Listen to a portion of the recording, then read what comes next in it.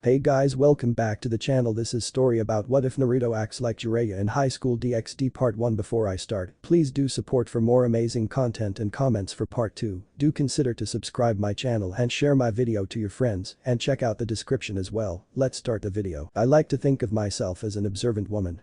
After all, I share a territory with a rival of mine and we both have eyes for talent. Most of the humans here in Kuo, however, didn't have the kind of talent that I needed. Some barely had potential, and it would have taken much too long for us to bring them up to snuff for what lies ahead. Recently, I had been fortunate enough to gain a new pawn who holds a sacred gear. I thought it was simply a twice critical at first, but I realized later on that it was actually the fabled boosted gear, one of the 13 Longinus. Alongside this pawn was a new bishop who also had a sacred gear, the Twilight Healing. While both are great for my peerage, they both still needed a great deal of help, Issei-sen in particular. Sure, he had a great sacred gear, but he also had practically zero aptitude for magical capability.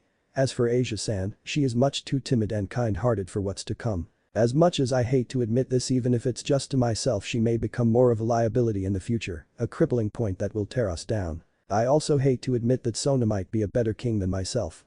She picked her peerage so easily, and she spent time and dedication into making them valued pieces of her peerage.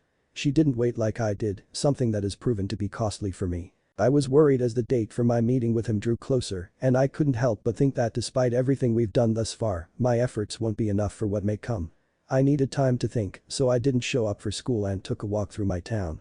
I had hoped to clear my head and come up with something, but the stress and anxiety proved stronger than I estimated. It wasn't until I passed by a new music store, one that was playing some soothing music from their outdoor speakers, that I found something to help me calm down. Ria's Gremory curiously opened the door to the music store, taking a cursory glance at the different instruments and equipment that was on display. She saw guitars, pianos and keyboards, drum sets, different forms of brass instruments like trumpets and the like, and even some software that helped with musical editing and similar intentions. Running the store was a woman with stunning white hair that reached her waistline, teal eyes that almost glowed, and a pale complexion that was flawless. She was dressed in a black button-down shirt, matching slacks, and white shoes. Around her neck was a tie that was as teal as her eyes, while her hair had messy bangs, but they just added to her appeal. "Welcome," she greeted. "Can I help you with anything?" "I heard music playing on the speakers outside," Riaz answered. "It was nice, and I was just wondering who was playing." The woman raised a brow with an amused twitch of the lips. "Ah, I'm glad that someone appreciates his efforts. That would be someone who hangs out here a bit too much. He's in the back if you want to meet him." Nodding, the redheaded young woman gave a grateful smile. "Thanks. No problem." "Oh, just to warn you," the woman began, "isn't exactly someone who can hold a conversation." Riaz raised a brow in curiosity before she mentally shrugged it off and went to the back. Going through the door, her blue-green eyes widened slightly at the studio before her that was filled with state-of-the-art equipment that looked far superior to whatever the store itself was selling. And, sitting at a piano with large orange headphones, was a blonde teen that looked to be her age. He had wild blonde hair that was slightly matted down by his headphones and strangely whiskered cheeks that reminded her of Kitsune Imkai. He was surprisingly dressed in the Kuo Academy uniform, but his tie was loosened and the top button was undone, giving him a more comfortable look. The blazer of the uniform was draped over one of the chairs in the studio, and he seemed to be lost in the music she couldn't hear because his headphones were plugged into the speakers. She spotted an extra pair by the computers and sound systems, so she walked over and put them on before plugging them into another auxiliary port. As soon as she did, she felt the soothing sounds of the music produced wash over her. Its effect was almost instant, and she felt her worries drown away in the sound. The gentle sounds of the woodwinds blended so beautifully with the strums of the guitar at the beats of the drum. And at the core of it all was the piano keystrokes that were supplied by the blonde seated away from her. Relaxing into her seat, she closed her eyes and simply enjoyed the music with her enhanced devil senses. It was a wonderful feeling, having her troubles simply fade away with the symphony. She recognized a style as jazz in nature, but it held a certain flair to it that she couldn't help to appreciate. Slowly, the music faded into silence, and she opened her eyes to look at the blonde teen. He slowly opened his own, and they were a stunning shade of azure blue that looked to be as deep as the oceans themselves. A faint smile was seen on his face, one that only enhanced his natural roguish appeal. She smiled as well and removed her headphones just as he did. She slowly made her way over to him as he pulled out a small laptop and typed in some notes. He must have heard her approach, for he looked up as soon as she stepped onto the smooth carpet his piano rested on. "That was wonderful," she praised, earning a curious look from him. "Your music," she clarified. "I listened to you play." Realization hit him, and he turned back to his laptop with a noticeable flush on his cheeks. How he must not receive many compliments. I can't believe I never noticed him before at the academy. He's definitely got a face to remember with those markings. The door to the studio opened and the woman at the front walked in with a small smile. "Alright, Naruto," she began. "Time for you to get going. It's been well over the hour you requested." He turned to her for a moment before closing his eyes with a defeated sigh. Nodding in understanding, he packed up his laptop in its carry-on case and shouldered it while carrying his school bag lazily by its top strap. As he walked out, he grabbed his blazer and carelessly laid it over his other shoulder before waving at the woman. She in turn waved back with her smile becoming a grin. "See you soon, yeah." He waved over his shoulder as he left the store, Riaz and the woman exiting the studio to re-enter the main room of the building. "I see what you mean about him not being a conversationalist," the Gremory heiress mused aloud. "Yeah, that's how he was when I first met him. Took me weeks before I figured out he was mute," she replied offhandedly, catching Ria's interest. "Mute? I thought he just kept to himself." "Well, that too, but he showed me he was mute after a couple of weeks. It was during one of my random spiels that I asked his opinion on, and he just answered back in sign language. Oh, that must have been why she never really noticed him."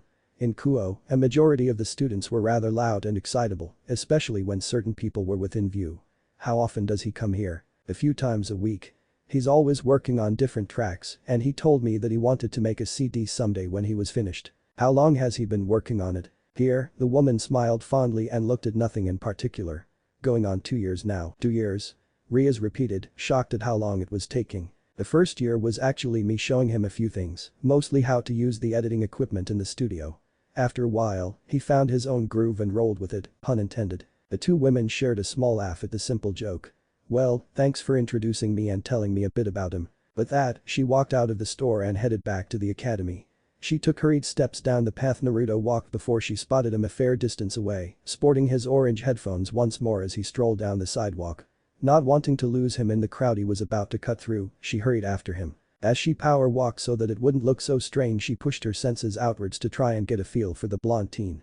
She didn't know why she did, but a nagging feeling in the back of her mind prompted her to do so. And what she felt echo back to her made her glad she listened to that feeling. She felt an above-average level of power from Naruto, with most of it centered around his upper chest, just below his neck. A surge of excitement rushed through her and she smiled brightly before changing her pace to a light jog. She noticed him pause in his own steps and turned back to look at her with a raised brow. This only made her mentally smirk, for there was no way he would have known she was coming since he was wearing those headphones. It meant that he must have sensed her approach, which further proved that he had some hidden power. Pleased to see that he waited for her to catch up to him, he regarded her silently with his brow still raised. "I was hoping to walk with you back to the academy," she answered his silent question. He tilted his head and raised a hand to speak to her in sign language, something she hadn't needed to know beforehand. "I can't understand what you're trying to tell me, Naruto-san." He blinked in surprise and narrowed his eyes slightly. Seeing the accusation, she raised her hands up placatingly and explained, "That woman at the store told me your name. I apologize if I'm coming off as rude." His accusing look sobered to a casual one, making her smile. "I don't think we've ever met before today." He shook his head, prompting her to offer him a hand. "I'm Riaz Gremory. It's nice to meet you, Naruto-san." He looked at the offered hand for a moment before he took it in his own and shared a shake with the beautiful Redeed. Once his hand was free again, he set down his school bag and pulled out a small notebook and a pen before scribbling something quickly on it. Turning it to her, she read, "I'm Naruto Uzumaki. Nice to meet you too." She nodded after reading it, prompting him to put the notebook in the small pocket on the front of his shirt, something that wasn't on standard uniforms.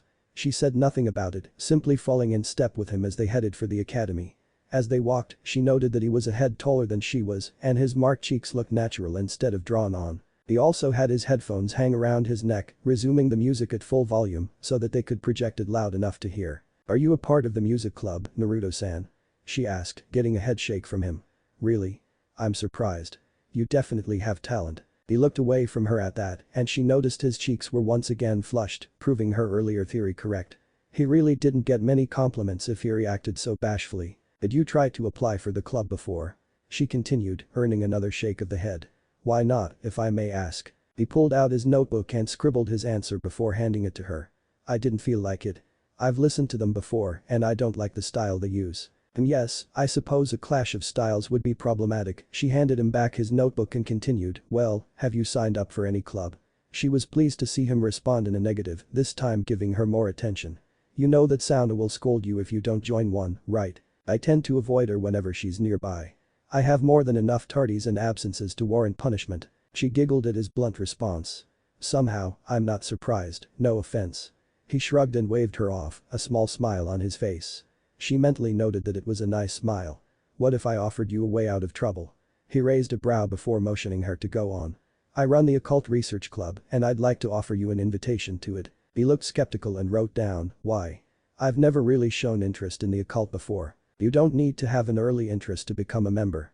Besides, you won't know if it does interest you unless you give it a try. He turned away with a thoughtful expression and she mentally hoped he would agree to join. It was an agonizing for her couple of minutes before he turned back to her and shrugged with a faint smile, nodding afterwards in agreement. She gave him a beautiful smile in response that made his cheeks flush once more. Excellent.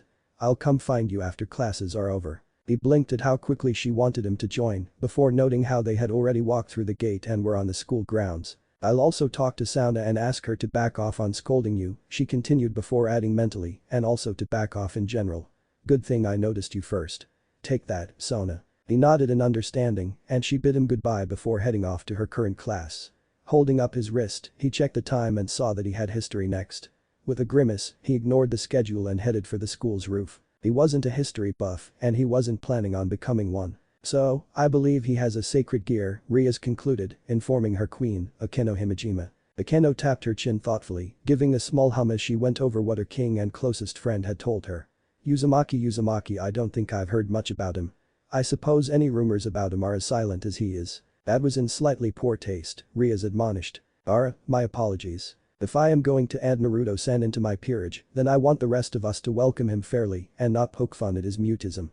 I'm going to bring him here personally, so please make sure the others are here beforehand. Yes, but you. Finding Naruto was a bit more difficult than she thought. After getting a copy of his schedule from Sona, she expected to find him in his calligraphy class. Instead, she was informed by the teacher that he was absent and that they hadn't heard from Naruto all day, neither have his other teachers. So, while she outwardly made it look like she was searching for him, inwardly she used her senses to find him. She got a response from the roof and she made her way there to see him leaning against the railing with his hands in the air in front of him. She raised a brow when she saw that nothing was there, but then noted that he had his headphones on again. She saw him swaying his head to music she couldn't hear, his fingers dancing in the air as if they were hitting the keys of the piano. Realization came to her as she saw that he was playing along with the music, immersing himself in it despite not having a live instrument in front of him. Such dedication to an art made her unconsciously smile, for she believed that he could apply that dedication to other areas, namely to her peerage. Walking over to him, she wasn't surprised to see him stop playing when she got within a certain distance. He turned to her and removed his headphones, giving her a small wave in greeting. I was looking for you, Naruto-san, she informed him. I told you I would find you after classes ended, remember? He nodded once. Well, come along, then. I'm going to take you to the clubroom now to meet the others. Nodding again, Naruto put away his headphones and gathered his bags, stuffing the school blazer into his school bag so he wouldn't have to wear it. His clothes also remained loose, which she couldn't blame him for. For girls as gifted as her in certain areas, the uniforms were very restricting. Leading him out of the main school building and for the older one, she guided him inside and took her position behind her desk while the other members of the Occult Research Club regarded him. He couldn't help raising a brow at the members, not expecting them all to have something in common. For starters, Akeno was one of the two great ladies of the academy. She had her own fanbase, just like Ria's did. It wasn't exactly surprising to see her in the club though, considering how often the two were seen together. Hibuyudo, who was regarded for his politeness and good looks, was a surprise. Naruto had seen him a couple of times helping the kendo club and he thought his fellow blonde was a member, despite the club being comprised of nothing but female students. Kaneko Taoju was known as the school mascot for her adorable looks. Honestly, Naruto couldn't blame the students for seeing the petite girl that way. Her features reminded him of cats and he absently wondered if she styled her hair to look like folded cat ears. Issei Haidu was a definite surprise to see, considering who he was and the relentless rumors, read. Facts about him. He was a pervert of the highest order and he was damn proud of it. Naruto couldn't help but praise him for being so adamant in his beliefs and admirations, absently finding himself jealous of how vocal Issei could be, while he couldn't utter a word. And lastly was Asia Argento, the newest girl of the school that was rumored to be staying at Issei's home. He didn't bother listening to rumors, preferring to determine the worth of them with his own eyes and ears. Based on how close Asia was sitting to Issei, Naruto couldn't deny that something was going on between them. Perhaps a crush on her part for the resident pervert. Absently, he remembered his late mother telling him that you don't always choose who you fall in love with. Along with that was something along the lines of look underneath the underneath, something that a family friend always liked to say. I wonder how Kakashi is doing, anyway he mused before Ria spoke up and reclaimed his attention. Everyone, this is Naruto Uzumaki, she informed. He will hopefully become the newest member of our club. He raised a brow at the hopefully she threw in there. Wasn't he already accepted by her? The others introduced themselves. Akeno's voice held a slightly sultry undertone that he easily picked up. He couldn't help but blush at her voice and at how she looked to him with interest. Kiba was as polite as always, offering a smile and a handshake that Naruto readily accepted. He was always happy to get a warm welcome. Hanako was rather stoic in her greeting, which strangely only added to her natural cat-like charm. He didn't understand it, but it probably wasn't important, so he simply gave her a wave. Issei looked to him briefly before turning away with a grumble of damn blondes trying to steal his harem. A sweat drop formed on the back of Naruto's head at that. Wow, was this guy insecure. He was mute and he still had more confidence in himself than Issei seemed to have. And lastly was Asia, who walked over and gave a polite bow in greeting that he returned. Her innocent aura was absolutely adorable and he found it an endearing quality that would hopefully remain with her. Innocent people tended to have the most impactful opinions, he believed, for they weren't yet biased by the beliefs of others. Now, Naruto, Rias continued, getting his attention once more, you probably noticed that I said you would hopefully become a member, right? He nodded with a confused expression. Well, the reason for that is because your acceptance is entirely up to you. He raised a brow at that, even more confused than before. There are things you need to know before I ask you if you wish to join us. She paused to take a breath before looking to him seriously, making him pay closer attention. Let me tell you about the three factions. So, Rias continued as she ended her explanation, now that you are aware of the three factions and of how all of us here are of the devil faction, I need to know if you'll still accept becoming a member of this club. Naruto, who had been listening attentively since she started speaking, took a moment to think about everything she had told him. It was definitely a lot to consider, especially the fact about the club being a front for this peerage thing that Rias was king of. Slowly, he pulled out his handheld notebook and took the time to write out his question. Once he finished, he offered it to the redeeted woman. Akeno acted as the passer, handing the notebook to her king to read. I understand what you've been saying, but I still don't know enough to make a solid decision. What are the benefits and consequences of this choice? Is it simply a fancy way of saying that I'm a slave to you, or is there something more that I'm missing? You're asking me to change who I am so drastically, and I can't make a call so quickly. She nodded as she read, seeing where he was coming from. I suppose I should be happy that you're not rushing into this. It shows that you don't blindly follow offers with tempting outcomes. But you, Akeno spoke up, perhaps we should give him time to think about his answer after we answer the questions he offered us. Let him reflect on what he's been told and come to a decision on his own. Rias nodded in agreement, despite how much she wished Naruto would choose right away. Time was running out and Akeno knew that, but Akeno was also someone Rias trusted immensely. If she said to give Naruto time, then she would accept that advice. Very well, then. She turned her attention back to Naruto and continued, the benefits of becoming a devil are quite a lot. You can gain access to magical power, your physique and lifespan improve greatly to the point of living hundreds of years, you gain the protection of myself and my peerage, and you may one day have a peerage of your own if you rise up in ranking. Think about it, Uzumaki-san. Issei chimed in, a noticeable blush on his face as he giggled pervertedly. You can have your own harem if you work hard enough. Isn't that awesome? Naruto gave him a dry look alongside Kaneko. Asia looked uncomfortable about Issei's declaration and surprisingly frowned in what Naruto assumed to be jealousy. I was right about her having a thing for the pervert. Wonder why, though. As for the others, they merely looked amused at Issei's comment, though Naruto noted that it wasn't cruel amusement. It was more like an adult watching a child at play and finding amusement in it. Ignoring his fellow classmate for the time being, Naruto turned back to Rias and waved for her to continue. Rias noticeably frowned at what she needed to say next. Unfortunately, the consequences, as you put it, are about as much as the benefits. For starters, you will gain a weakness for light and holy-based items or weaponry. Also, if you are to speak the name of the Almighty, it causes some mental pain, which can prove to be fatal if you aren't careful enough. She steepled her hands in front of her face as she continued, you also become a natural enemy of the other two factions, the Angels and Fallen. And another negative, if you really see it that way, is that you aren't fully human anymore. However, Kiba cut in, while you are classified as a servant of Butchu, the Gremory family have been known to be the most understanding of masters. They treat their servants and peerages with respect and care, comparing them to a family. Butchu is a good king, too, Kaneko added from her seat, still as stoic as ever. She saved my life, Issei added, scratching the back of his head awkwardly. I'd be dead if I wasn't brought into her peerage, Asia-chan too. Naruto looked to the ex-nun with a raised brow, making her look away shyly. It's true, she stuttered out, not used to having attention from others. I was able to have friends when I joined the peerage, and I'm happy to have them. She turned back to him with a bright smile. I don't regret my decision to accept her offer. Rias gave the others a grateful smile for their supportive words before she turned back to Naruto. I've told you quite a bit today, so take some time to think it over, like Akeno suggested. However, I hope you can give me an answer in a couple of days at the least, no more than 2 from now. Akeno handed Naruto his notebook back and he nodded to Rias before he offered the others a small smile. Grabbing his things, he headed out the door and for home. The queen turned to Rias and asked, would you like me to follow him? We don't know if any fallen stragglers are around after the fiasco with those 4 others a few weeks ago. Please do. Just make sure he gets home safely, Rias replied, prompting Akeno to leave the clubroom.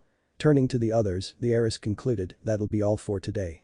Focus on any jobs or flyers you have for the time being. Yes, but you, her peerage responded before the club dispersed for the day. Arriving at his apartment complex, Naruto gave a friendly wave to the owner of the building. She was a nice woman who had offered him a room for cheap if he helped with small repairs alongside his rent. He was happy to accept the deal, considering how most of his funds came from the dwindling money his last caretaker left him and his part-time job. Heading up to the 2nd floor, he entered his apartment and set his things by the front door. He had a thoughtful expression as he kicked off his shoes and moved over to his small couch. Taking a seat, he leaned back against the cushions and reflected over what he had been told by Rias and the others. In all honesty, Naruto had known that there were people in the world that couldn't be considered human. He himself wasn't fully human, either. His mother was only half human, and her mixed blood kept him from being truly human. Not that he was complaining, of course. He was proud of the blood he carried, and he couldn't help but consider it responsible for his immediate interest in music. After all, what race held as much respect for that art than the sirens? But, on the flip side, it was that same blood that was responsible for his mutism. A siren's voice is a dangerous thing, something his mother told him many times before he lost her. According to his parents, on the day he was born and he gave his first cry, he unconsciously drew upon his latent vocal power, and it was mixed in. Unfortunately, a newborn has no control of themselves or any sort of power they may have, and the stress that was put on his vocal cords was too much to handle. The result was the loss of his voice, his first cry being his only cry. While his mother tried to hide it, he could tell that Kushina was devastated over what happened. He was too, for he would never be able to sing with his mother, never know what his voice may have sounded like. But he never blamed her or her blood, something she did constantly whenever she thought he wasn't listening. He loved his mother, he loved his siren heritage, and he loved music. That was enough for him. After his mother was killed, his father Minato tried to care for him alone. However, being a single father was hard for the man. He tried his best, even having Kakashi give him a hand on a few occasions, and Naruto loved the man, but he was still glad that he had called his own mother for help. Grandma Tsunade was a wonderful woman, and her niece was like the sister he never had. He believed that things would be okay and that he would heal from the loss. That is, until he lost the remainder of his family barring Kakashi. Naruto still didn't know who did it, but all he remembered was coming home from school to the sight of police at his home and a crime scene unit gathering evidence. Based on what he had learned from Rias, along with his mother's otherworldly blood, Naruto knew now that it couldn't have been done by humans, unless they had holy or demonic weapons to pull it off. There was no fire, but the wounds he saw on his family looked burnt at the edges. Not to mention the strange bullet holes that they suffered, but no bullets on the scene. Sure, the killers could have picked up the bullets, but there still should have been at least 1 or 2 that were stuck in the bodies. After that horrible day, Naruto stayed with his dad's teacher, a perverted writer named Jiraiya. The man made Issei's peeping look amateurish, and he proved to be a self-proclaimed master of peeping. It was his excursions that helped inspire him to write his Icha Icha series, which wound up being a major hit. All that showed Naruto, though, was how many perverts there were in the world, and it was sadly a rather high number. Now, he had a great appreciation for the fairer sex, but he wouldn't view them as simple pleasures to the eyes or body. He wanted something more in a significant other, someone who could be independent, strong, thoughtful, and hopefully have as much of a love for music as he did. Sadly, he hadn't found her yet, but he wasn't giving up hope. While the man was a massive pervert, Jiraiya was still a man who lent a hand and an ear whenever Naruto needed one. He was a support that Naruto needed, considering how Kakashi had been called back into service not long after his family's death. The blues never stopped playing for Naruto's life, though. Jiraiya had grown ill a few years ago, and his aged body wasn't strong enough to fight it off.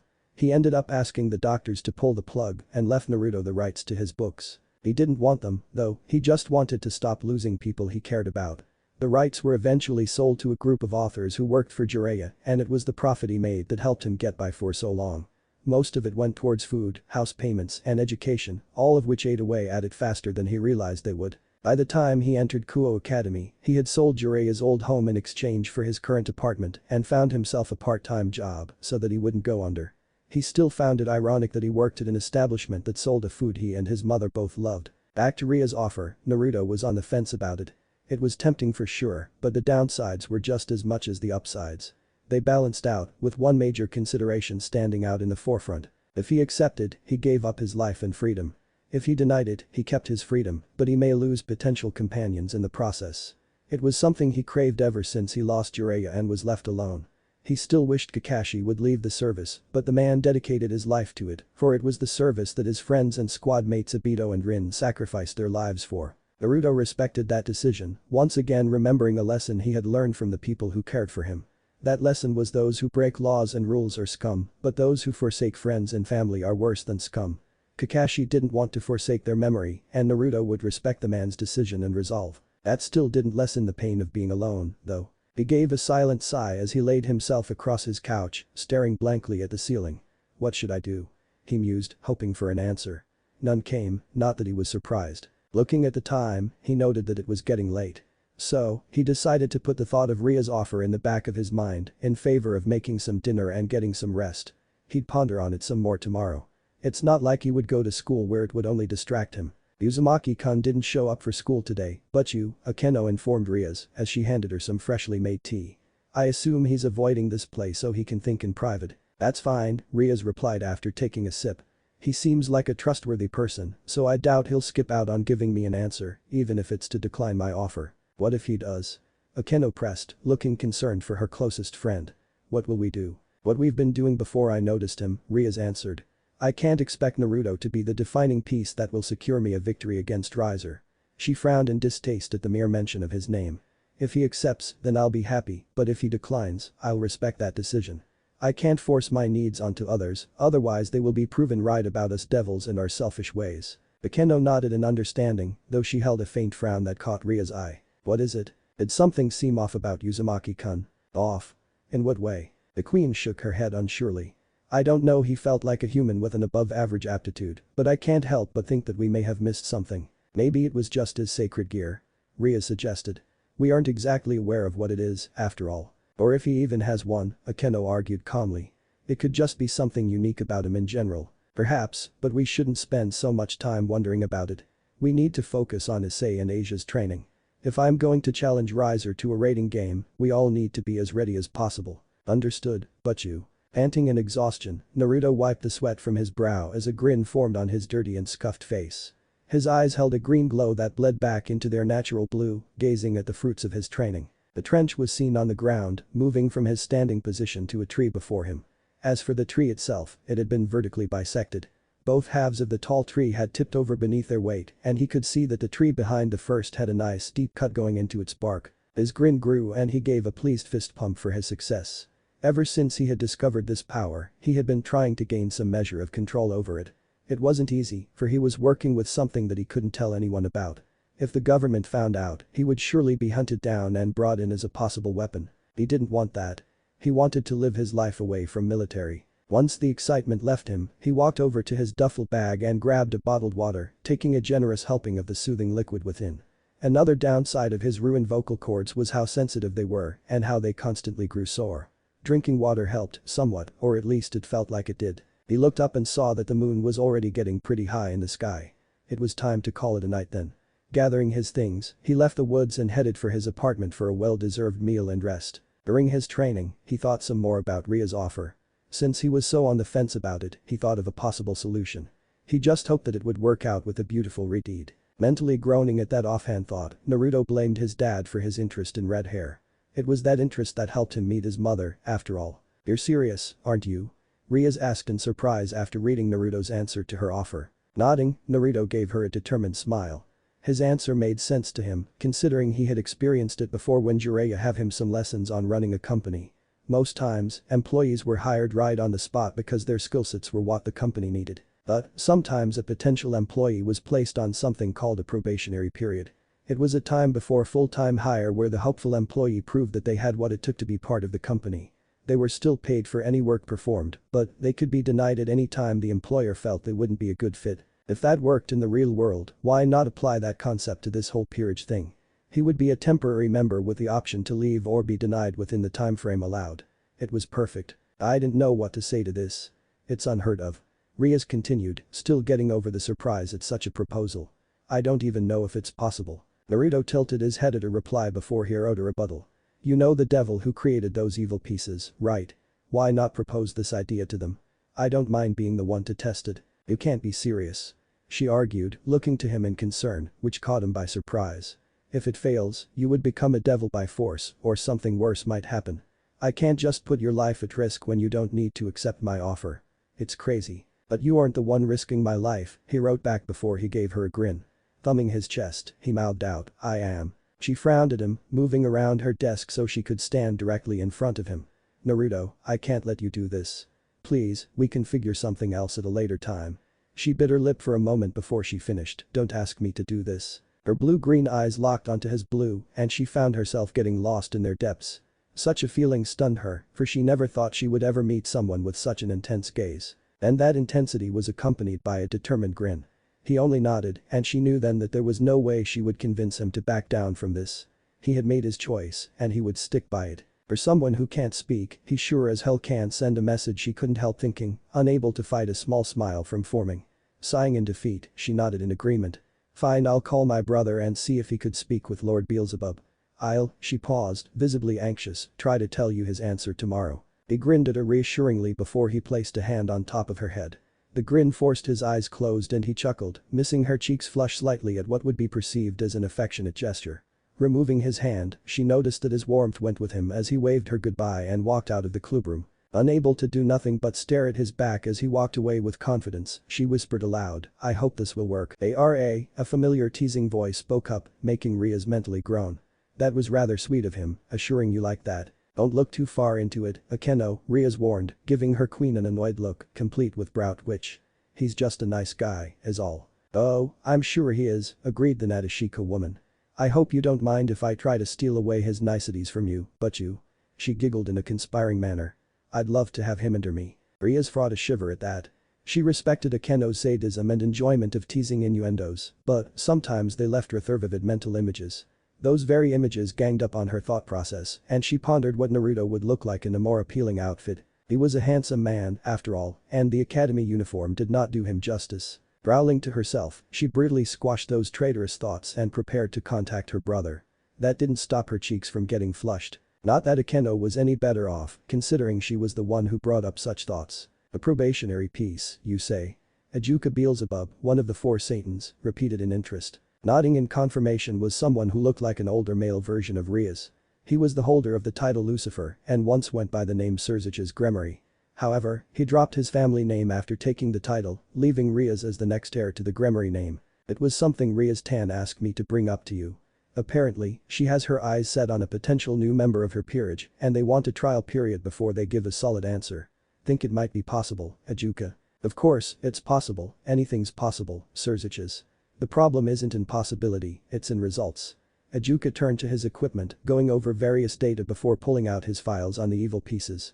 I could easily make something to act as a temporary, or as your sister called probationary, piece. The problem is, I won't know the effect it will have on the target unless I see the results for myself.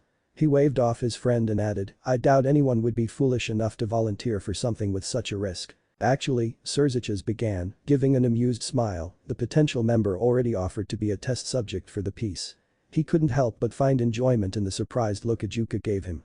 So, since you can make one and someone is volunteering, I'd like to request one right now for my little sister. Sighing in amused defeat, the holder of Beelzebub fiddled with his equipment before activating it. The piece created was a pawn with archaic markings littering it.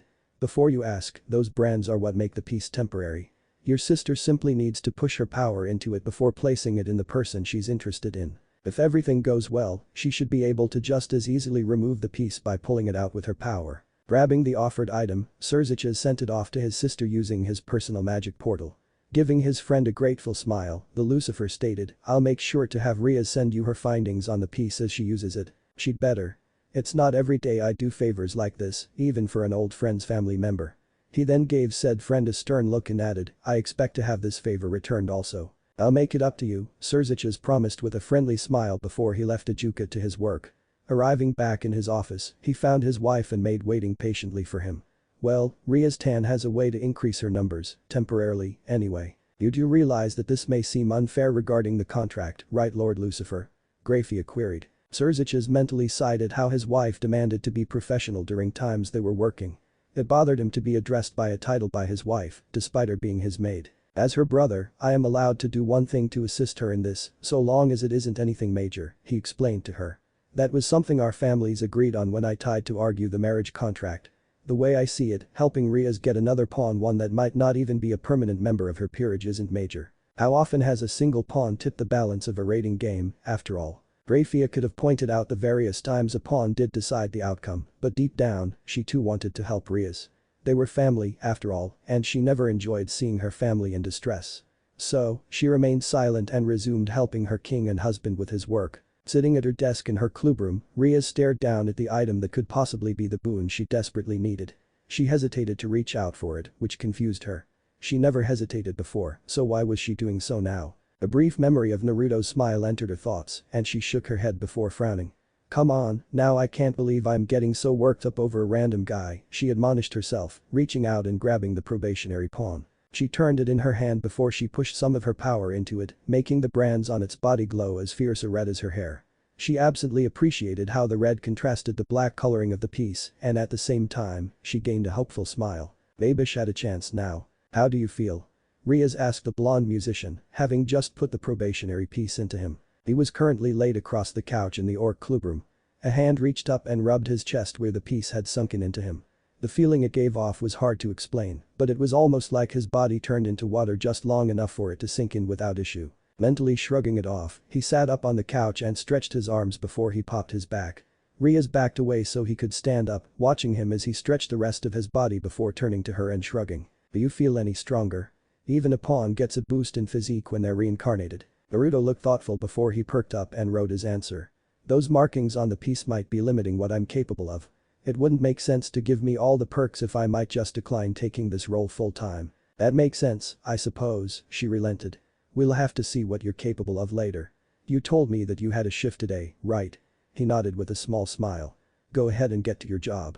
We'll meet up later. He nodded again as his smile turned thankful. Waving her goodbye, he left the clubroom. As he left, Riaz spotted that he left something behind and moved to grab it. When she raised it up, she saw that it was a flash drive with a label of demos on it. She was torn whether or not to return it to him immediately, for her curiosity was growing on what he could have stored in the device. She reasoned to herself that she could give it to him when she saw him later, smiling to herself as she moved over to her laptop to take a listen. Sure, she felt a little guilty, but she wanted to see the results of Naruto's musical dedication. Up in the realm of the angels, two siblings were currently conversing over something of major importance. Michael, is it really such a big deal? A beautiful blonde woman asked the current leader of heaven.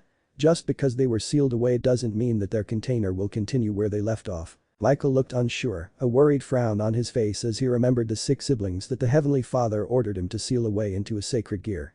They haven't shown up since they were sealed, and now their energy signature is coming from Kuo in Japan. The devils could influence the wielder into striking us. Gabriel looked downcast at that. Brother, we can't assume that the devils are so eager to start war once again. They had their own civil war to remove their old leaders, after all. And the new leaders want to foster peace as much as we do. I know, sister, but I can't help but be cautious. That sacred gear and those sisters, they could easily match a Longinus if they train their container well enough. I still think you're being overly paranoid about this, Gabriel insisted. If it makes you feel any better, I'll go down to Kuo when Zenobia and Arena head there in a few weeks. Will that ease your worries? Slightly, he conceded. However, I would like you to take a close look at the wielder and come to your own conclusion about if they will be a problem. Brother, she began, a rare frown on her face. Gabriel, please, Michael cut off, making her go silent. I don't like feeling this uneasy, and I need to make sure that our people will be safe, especially since father has passed. Both seraphs looked down at that, giving a silent prayer for their fallen creator. After a moment of silence, Gabriel stared at her brother with her frown still in place before she relented with a sigh. Very well, then. I do this under protest, though. The pout she gave at the end made Michael smile, its warmth making his sister slowly smile in return. With the plan decided, the female seraph left her brother's office so he could resume his work. After his shift, Naruto was seen in a separate dimension with the Occult Research Club. It was created by the Gremory family so that they may safely train their peerage and any overly destructive techniques or powers they have at their disposal. The realm had been modified to look like an open field with some trees and ruined buildings. Rias had Kiba and Kaneko work on Issei and Asia's physical training, while she and Akeno would see if Naruto had a sacred gear or something else that had been gifted to him by his blood. The peerage had been upfront with Naruto about what they could do, even telling him some facts that were a bit personal. One of those facts was how Kaneko was an Imkai who had been reincarnated into Ria's Rook. She was a rare form of the Nekomata race that were called Nekishima, one of the last two alive. Hearing this, Naruto gave them his thanks for their trust before he returned the favor, informing them of his siren blood. At first, they were confused as to how a siren, even if he was only one partially, could be mute, Issei going so far as to ask, albeit tactlessly. They would never forget the grief his false smile held when he wrote down the reason his mutism.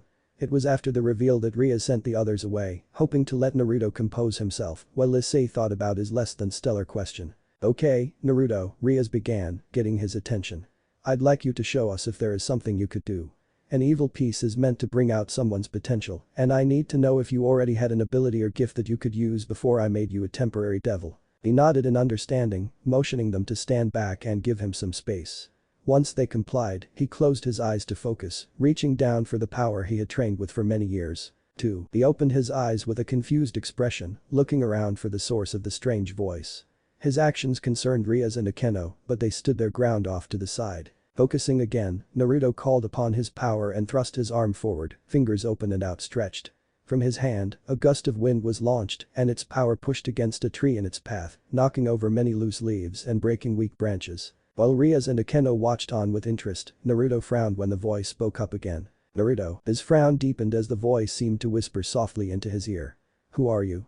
he thought to himself. "Woot for you," the voice answered, much to his surprise. He would have mentally asked another question, but Rias broke him away from his thoughts. "So, you can control wind to an extent. Can you do anything else with it?" Putting his thoughts on the mysterious voice aside for now, he nodded and raised his hand. The fingers were pressed together in a knife hand fashion, and wind started to swirl around them. With a swipe, he sent a sharp blade of wind outwards, creating a trench in the ground and cutting cleanly through the tree he had targeted before. Ara Akeno began, licking her lips. "Impressive control, Uzumaki-kun." He turned bashful at the praise, scratching the back of his head with slightly flushed cheeks. "Anything else?" Rias asked, prompting him to write out a response. "I can use the wind to sense my surroundings. When someone moves, it disturbs the air and I can feel it happening. It's like a sonar that is wind-based." That caught both of their interest. "Let's test that," Rias prompted. "Close your eyes and try to locate Akeno as she moves around." Nodding, he closed his eyes and took a relaxed stance, missing how the air shifted around him. Rias and Akeno saw and felt the shift, turning to watch how far the shifts traveled. When they finally stopped, Rias estimated the distance to be a little over 15 meters, roughly around 50 feet. "Not a bad range," she mused before nodding to Akeno. The queen brought out her wings and took to the sky, and Naruto raised a hand with a finger pointed after her. She moved around the sky, doing sharp turns and reversals of direction, but he kept up with her the whole time. A smirk came to her face, and she darted down to the ground at high speed. She changed her trajectory to aim directly at him from ground level, noticing his brows furrow. His eyes shot open and he rolled to the side, avoiding her flying tackle as she lifted herself back into the air above him. He stopped his roll, taking a knee on the ground while giving her an annoyed look. "I couldn't resist," she defended, giggling demurely as if she did nothing wrong. Dryly, Naruto held up his notepad with a single word written on it. "Sadist." "Ara, Uzumaki-kun has figured me out so easily," she praised in a teasing tone, giggling once more, this time with a slight blush. "She's the ultimate sadist, actually," Rias informed Naruto, looking amused when he aimed his dry expression at her. "Anyway, that sensory of yours is useful.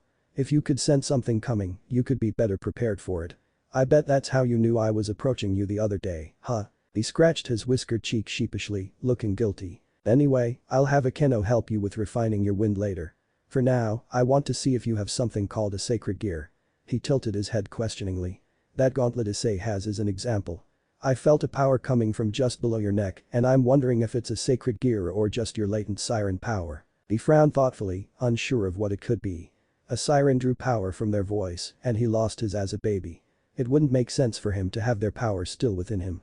Deciding to get answers, he sat down on the ground and crossed his legs. Pressing his fists together on his lap, he closed his eyes and concentrated, searching within himself for anything other than his wind powers. Once again, the voice from before called to him, but they sounded further away than before. He frowned in his meditation before he focused entirely on the voice. Within his mind's eye, he saw a brilliant flash before he blacked out. "Naruto." Rias called out in concern, seeing the blonde suddenly fall forward and land face first on the ground. She and Akeno rushed over to him, trying to rouse him, but he wouldn't respond. "Play My Immortal" by Evanescence. The first thing Naruto registered when his senses returned to him was the sound of women singing. Slowly, his eyes opened and he saw flower petals floating around in a calm breeze, as if they danced to the somber song that was being sung. He roused himself to a sitting position, looking around to see a void decorated in pinkish red light similar to the northern lights. There were also dozens of green trees that were covered in blooming flowers that held white petals and pink cores. Getting to his feet, he focused his hearing on the melodious singing, walking to where he felt it was originating from.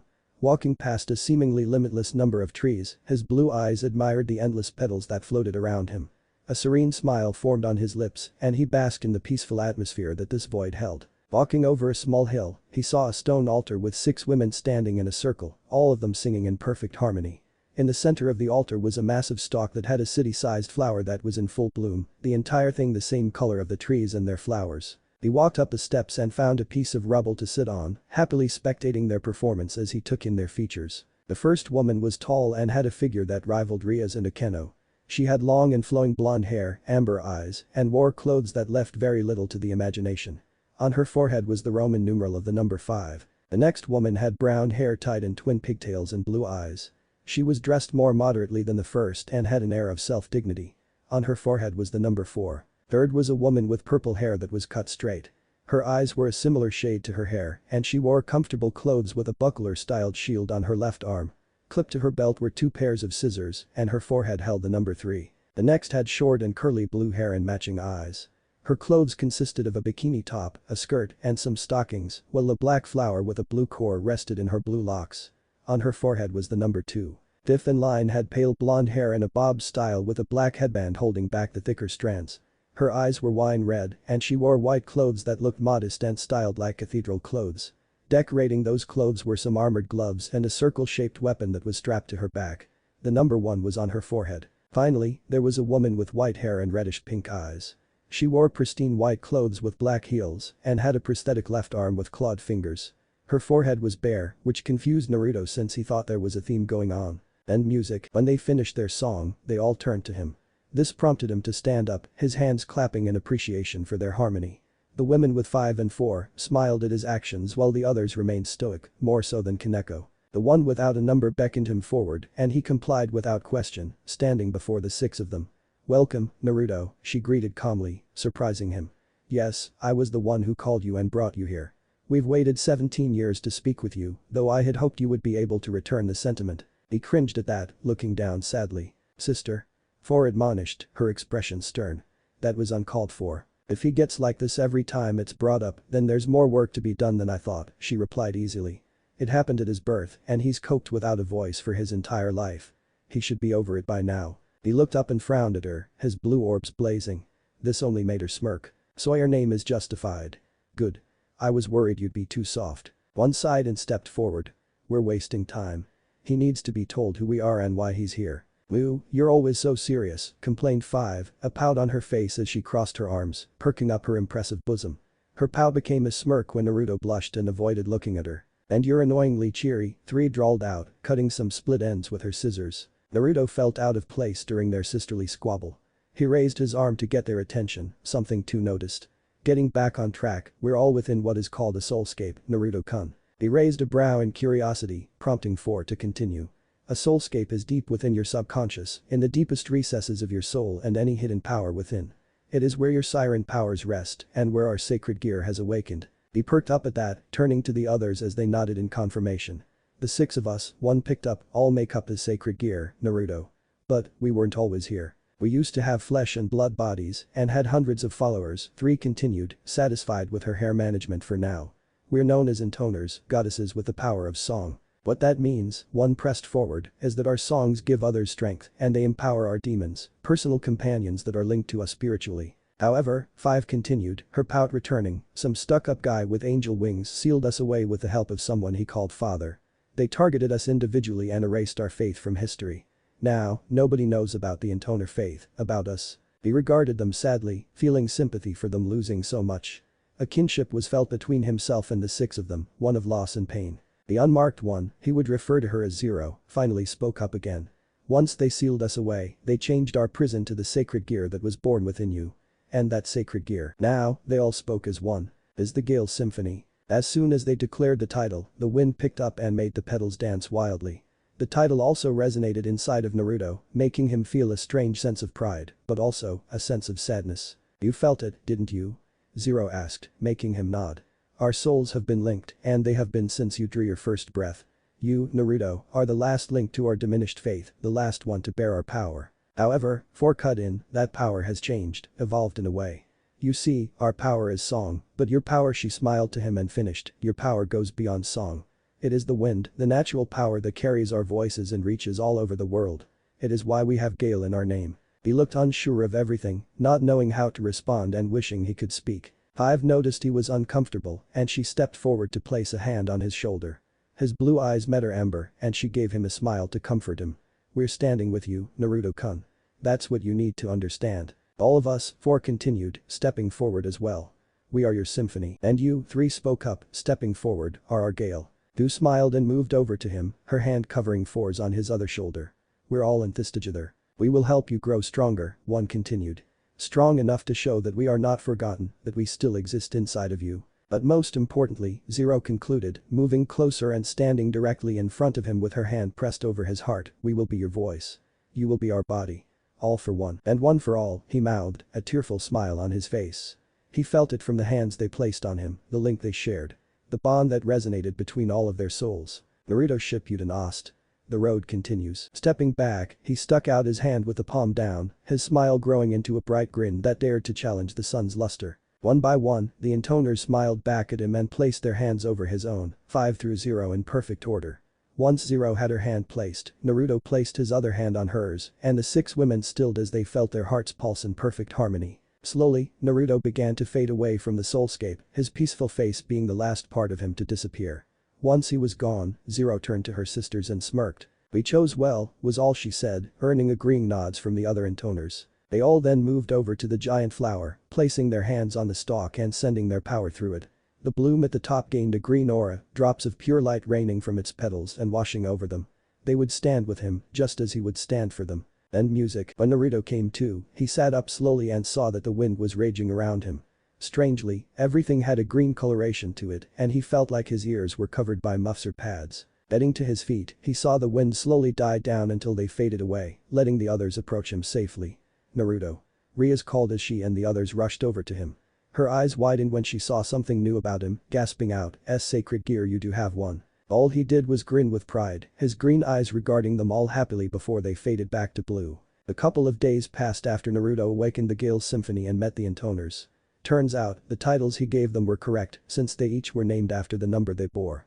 While they were okay with their names, Naruto felt that being called by a number was an insult to what they used to be. If they were really goddesses that had been sealed away, then they needed actual names, not numerical titles. He promised them to give them names when he thought of them, something that warmed their hearts as he proved once again that they had chosen well. Currently, Naruto was rushing back to Kuo Academy, still dressed in his raiment stand uniform, complete with stained apron.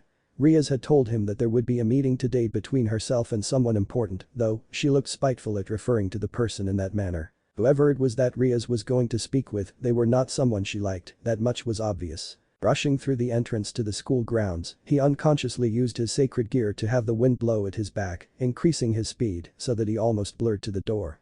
Pushing it open with his momentum, he stumbled slightly as he entered the clubroom before he righted himself, looking embarrassed at his entrance and giving Rias an apologetic look. He then took note of the 2 new people that he had never seen before. The first was a woman with silver hair and eyes, dressed in a stereotypical maid's uniform that strangely looked great on her. He hoped that Jiraiya's perverted tendencies hadn't somehow rubbed off on him before his death, because he felt that his thoughts would be something the super pervert would think. The other person was seated on the same couch as Rias, something Naruto noticed made her tense and annoyed. That alone made Naruto deduce that the blonde man was the person Rias was meant to speak with. He wore a burgundy blazer and matching pants with a white shirt that wasn't buttoned up all the way. Just looking at the guy made Naruto feel a sense of ire, for the man regarded him with disinterest and a slight sneer. Who is this human who thinks he can barge in on this meeting? He asked in annoyance. That is my newest club member, Riaz answered calmly. He's testing out a temporary evil piece that Lord Beelzebub made for me. Ah, he replied, his expression once again taking on little interest. I remember father telling me that Lord Lucifer finally contributed to your little rebel streak. But honestly, this was what you wasted a prototype piece on, a lowly human who looks like he works in the slums. Naruto bristled silently, and he felt the intoner's growing ire from within him. Who the hell is this jackass? Issei growled out, having come to see Naruto as a cool guy during the few days he had spent with Ria's peerage. Alongside him, the other peerage members also held small frowns at the insult to their companion. Seated next to Lady Riaz is Lord Riser of House Phoenix, informed Grafia calmly. He is Lady Ria's fiancé due to a contract between the Gremory and Phoenix houses. Riser smirked at the introduction, his face showing one of superiority to the others, Issei and Naruto, specifically. Then, the man flexed his power and called forth a large magic circle with his family crest on it. From that circle came a group of women who stood behind Riser obediently while one of them took a seat on the couch beside him. And those women are his peerage, Grafia continued before gesturing to the girl who sat down. Along with his younger sister, Lady Ravel Phoenix. So, Riser cut in as soon as the introductions were finished, where was this pitiful waste anyway? I would have thought that a servant of Myria's would have been more punctual. Irritably, Naruto gestured to his stained uniform before reaching into his pocket and pulling out a flyer with the Gremory crest on it. He then slammed it on the table in front of everyone, glaring at Riser. Ah, Grafia spoke up, I see. You were late and are in such a state due to fulfilling your obligations. Not one to shirk your responsibilities for any reason. The maid nodded, her tone showing a slight approval towards his actions. Ha! He's just a mere scullion. How pathetic. Truly Myria's, Riser is shocked and disappointed that such a pathetic drag is one of your servants. Riser said, addressing himself in the third person. I fail to see his commitment to his duties as something to scoff at, Riser-sama, the silver-haired maid said, eyes narrowed dangerously. He fulfilled his task and rushed right back here immediately afterwards. I was unaware the House of Phoenix looked down on those who take their obligations seriously. Riaz winced, knowing that her elder sister-in-law Grafia, someone born to the House of Lucifuge, a noble family of pure-blooded devils from the extra demons who were proud of their commitments and loyalties, would take any negative comments against a hard worker personally. Riser gulped, and so did Ravel, both Phoenix members feeling the tense atmosphere. The rest of the unfamiliar girls glared at the maid, but she turned to them and merely rose a brow. That small gesture was all it took and they shrank away from her, dropping their glares and cowering. Naruto blinked. Who was this woman dressed like a maid, and why were these people so afraid of her? My apologies for the display and the lack of consideration, she said, speaking to Naruto. Had I known of any prior duties, I would have seen this meeting occur later. Grafia then turned and bowed slightly to Naruto, while also giving him a minute smile. It pleased her to see Ria's probationary piece was dedicated to his employer and to Ria's. He blushed at her actions and nervously waved her off. He didn't mean to gather so much attention, and it wasn't this woman's fault he was late. Why Lord Lucifer finally contributed to your little rebel streak, and why Lord Beelzebub would waste such an important prototype piece on something as pathetic as this is beyond Riser, Riser said, still speaking in third person. Unless of course this miserable drag is expendable, which explains everything, actually. Riser's even betting that his parents were low-born trash like he is, scraping just to get by and then dying pathetically in some matter. He gave a condescending smirk and chuckle as Naruto trembled in pure rage. Such is the sad, pathetic lives of these lowly creatures. Within the Gail Symphony, the intoners heard Riser's insult to their host's family. Needless to say, they weren't pleased. What did that bastard just say? 2 yelled out furiously. Why, that little shit. 3 added, gripping her scissors dangerously tight. How dare he say such things? 4 trembled in anger, her normally compass nature unable to stay strong. He's a dead man. Second comes the death, but first comes exposing he has that many girls with him to try making up for his subatomic sized dick. 5 promised, her amber eyes flashing dangerously. Oh, 1 began, cracking her armored knuckles, it's going to be a pleasure ripping his head out of his ass. No wonder that Gremory girl doesn't want to marry him. I don't blame her. 0 was silent as her sisters raged, stewing over the insult to her chosen vessel. Of all the death and suffering ever caused with our power, she began, her voice dangerously soft, freeing that retard from this fucking swine, is one I am going to treasure inflicting most. I sincerely hope that this House of Phoenix doesn't mind losing an heir, because this son of a bitch just crossed a line by insulting Naruto's family. She then gave a grin brimming with bloodlust that demanded to be nourished. It was a look her sisters had seen before they were all sealed away, a look that still sent chills down their spines. I actually feel somewhat indebted to those feathered sanctimonious cocksuckers that ruined everything when it was supposed to be over, she continued, referring to the angels that sealed them into the Gail Symphony. If it weren't for them sticking us in here, we wouldn't be getting to butcher this pompous child and his group of sluts. Shuddering as their rage echoed within his mind, Naruto put a hand to his head as it started throbbing. Oh good, they were pissed. While he could do without the headache, it was still nice to know that his new partners cared so much about him. Rias bolted to her feet and rounded on her would-be fiancé. Riser. How dare you? She snarled as her eyes glowed red and black energy with a red outline danced around her dangerously. She could try tolerating Riser being an arrogant womanizer, for she had known he was for many years now, but insulting her peerage, even if Naruto wasn't a fully accepted member, was going too far for her to forgive. Worse still, it was an insult aimed at a friend's deceased family. The third son of the Phoenix clan merely stood up with his condescending smirk and grabbed Rias by her chin. You will need that willful streak beaten out of you, my dear Rias, he said firmly, his tone turning dangerous. He was unprepared for a distortion in the air to appear around his arm before his hand was separated from his body, a clean cut through the wrist. Furious, he turned to glare at the one responsible and saw it was the same lowborn brat he had just insulted. Naruto was glaring at Riser, breathing hard like a winded bull. But what really surprised everyone was that his eyes were no longer blue. Instead, they were glowing green and wind was swirling around him. For a moment, Rias worried he might attack Riser, which wouldn't help the situation. However, he suddenly winced and grabbed his head, falling to a knee as he felt the intoners start to bicker within his mind. Zero, stop. One yelled, her arms wrapped around the eldest sister. She tried to pull Zero away from the center stalk that represented the core of the Gail Symphony. 1. Zero started, growling as she spoke, if you know what's good for you, you'll. Zero, please. Not like this. 4 urged as she helped 1 pull her away. You're willing to do whatever you must and cross any line you want in the name of obligation and responsibility. 1 continued, as much as we are complete opposites, and as much as I considered you as a traitor to the intoners, she paused briefly, getting Zero's attention. I understood and respected that about you, and the reasons why you turned on us, even when you almost cut us all down back then. But this isn't the way and you know it. He deserves punishment compounded in blood. Zero argued, her tone demanding retribution. And I mean gallons of it. And we agree. 2 tried to reason. But not here, at least. It's too private for his execution. 3 supported, staring down her older sister. Wait for a more fitting moment, 5 added, smirking deviously. When the time is right, we'll all help Naruto-kun put that child in his place. Zero went silent, contemplating everything her sisters said. Heh, she finally relented, a smirk returning to her face. Finally, something we can all completely agree on, besides Naruto being the perfect container. And you all make a great point, this bastard peacock deserves to die before the eyes of all the world.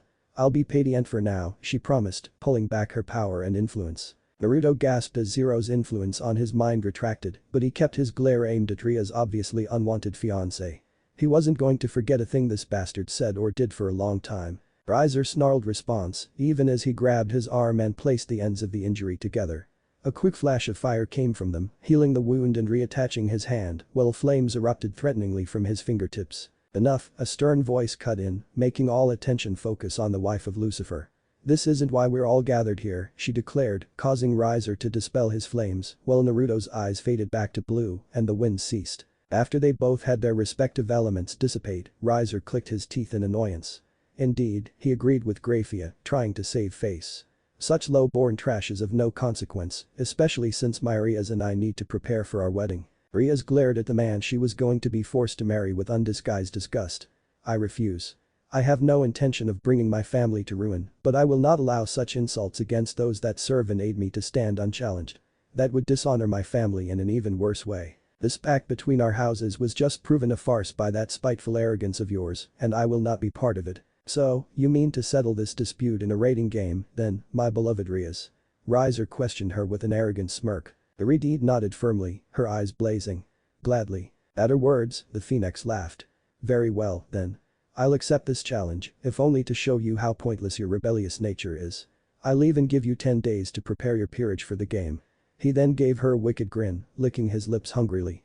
And when you lose, my beloved, you'll have to accept our marriage without complaint. With that, Riser gave Graphia a faint nod before he and his all-female peerage vanished in a magic circle bearing the Phoenix family crest. As soon as they were gone, Issei raged out, who the hell does that fucker think he is? Indeed, Kiba agreed with a rare frown on his face.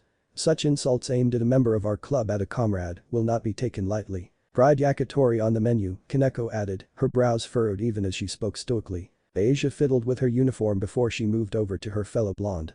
Naruto-san, will you be okay? He turned to her and met her concerned green eyes with his angered blue. Seeing as it wouldn't be fair to give her such a look, he forced himself to calm down and gave her a weak smile, nodding once. She didn't look convinced, but she accepted the nod and embraced him to show her support. Normally, Issei would have been rather jealous of such an act, but he knew that Naruto needed the support of his friends after hearing insults about his late family. So, he said nothing and just turned to Rias. 10 days to train. I say we get started right now, but you. Rias nodded with a faint smile. And we will. I just need to speak with Sona for a moment before we leave. She then turned back to Graphia and handed her a file that was on her desk. This is for Lord Beelzebub. It's what I've noticed so far about the probation piece he lent me. The maid took the file and stored it away in a pocket dimension before speaking to her husband's sibling. A word of advice, Lady Rias. Riser may have deplorable conduct and unwarranted pride, but he will not be an easy mountain for you and your peerage to climb. You must give it everything you have and beyond. I know, the young Grimory assured her sister-in-law. Although, I'm surprised you're giving me advice at all, considering how by the book you prefer to be. Offering Rias a smile, Graphia replied, I make exceptions at times when it comes to my family. The two shared a brief hug before the maid left the clubroom. Rias then turned to her peerage and declared, we'll start our training tonight. Gather a week's worth of clothes and necessities and meet back here in 3 hours. Yes, but you, the others replied while Naruto nodded. Naruto, Rias called, making him stop from leaving, I have something for you. The others left the clubroom while Naruto moved over to her. Pulling out his flash drive, she smiled at the surprised look he had on his face. I hope you don't mind if I listen to your demos, but you left this here the other day. I guess it probably fell out of your bag. He looked embarrassed at misplacing it and at Rias admitting she listened to them. Shuffling his feet, he gave her an anxious expression and silently asked her opinion. Knowing what he was asking, she kept her smile and answered, your demos were great, Naruto. I think that they're fine the way they are, especially the one titled The Journey. 1. He rubbed the back of his head bashfully, his cheeks flushed once again in embarrassment. Keep up the progress, Naruto. I can't wait to listen to your CD when you finish it, especially with all the effort you've put into it. He gave her a grin in response and nodded, silently promising that he wouldn't stop working hard. Giving her a wave goodbye, he left her alone in the clubroom as he headed home to pack. With no one around, Rias scowled at nothing and declared aloud, Riser, you were going down. Of course, you can take time off, Tucci told his blonde employee, smiling warmly at the young man. You've put plenty of time here while going to school and working on your music. I don't see a problem giving you a break. Thanks, Naruto signed to him. I should be gone for about 2 weeks. Take some time to rest, too, his coworker almost ordered him. AM was always looking out for him ever since he started working for her and her father. You've looked pretty drained these past few days, so use this time off to relax. He smiled at her concern and nodded once. I will, he promised before he bid them goodbye. Heading back to the school, he adjusted the duffel bag that was hanging on his shoulder as he enjoyed the late afternoon breeze. During these 10 days, we'll be training you in using our weaponry, Zero informed him from the mental link he and the intoners shared. I use all of them, but the others specialize in different weapons. What do they use? He asked back. I use chakrams, or bladed discus weapons, one answered. I use swords as my weapon, two continued. My scissors, three spoke up. But those can translate to daggers or knives for you. I use hand-to-hand, but I usually wear combat bracers, 4 stated. And I use spears, 5 finished. Naruto gained a thoughtful expression at the variety of weapons he was supposed to train in. How am I going to carry those weapons into the raiding game? Kiba could lend me a sword with his sacred gear and I could fight barehanded, but what about the others? Don't worry. By the time we're finished with you, you'll be a walking armory, Zero assured him, and he could practically feel the smirk she was giving him. For now, just listen to that girl and get better acquainted with your temporary piece. Beauty haven't felt any different since Ria's put the piece into me. I don't feel stronger, I don't feel weaker in sunlight, and I even tried to read part of the Bible online the other day. The intoners looked to one another, all but one of them at a loss at what to do. However, Zero's smirk became a small grin at hearing everything he had said. Naruto, do me a favor and buy some empty vials. Why? He asked in confusion. I've got an idea, was all she said in response, but it still made a shiver crawl up his spine. Ria sat calmly at her desk, waiting for the last member of her group to arrive. Naruto was running a little late, but she didn't see any harm in it. He lived pretty far from the school, and he couldn't access devil magic because of the restrictions on the probationary piece. From what she and Naruto had recorded throughout his time possessing the piece, it seemed as though the brandings that Ajuka Beelzebub placed on it had the pawn act as nothing more than a title.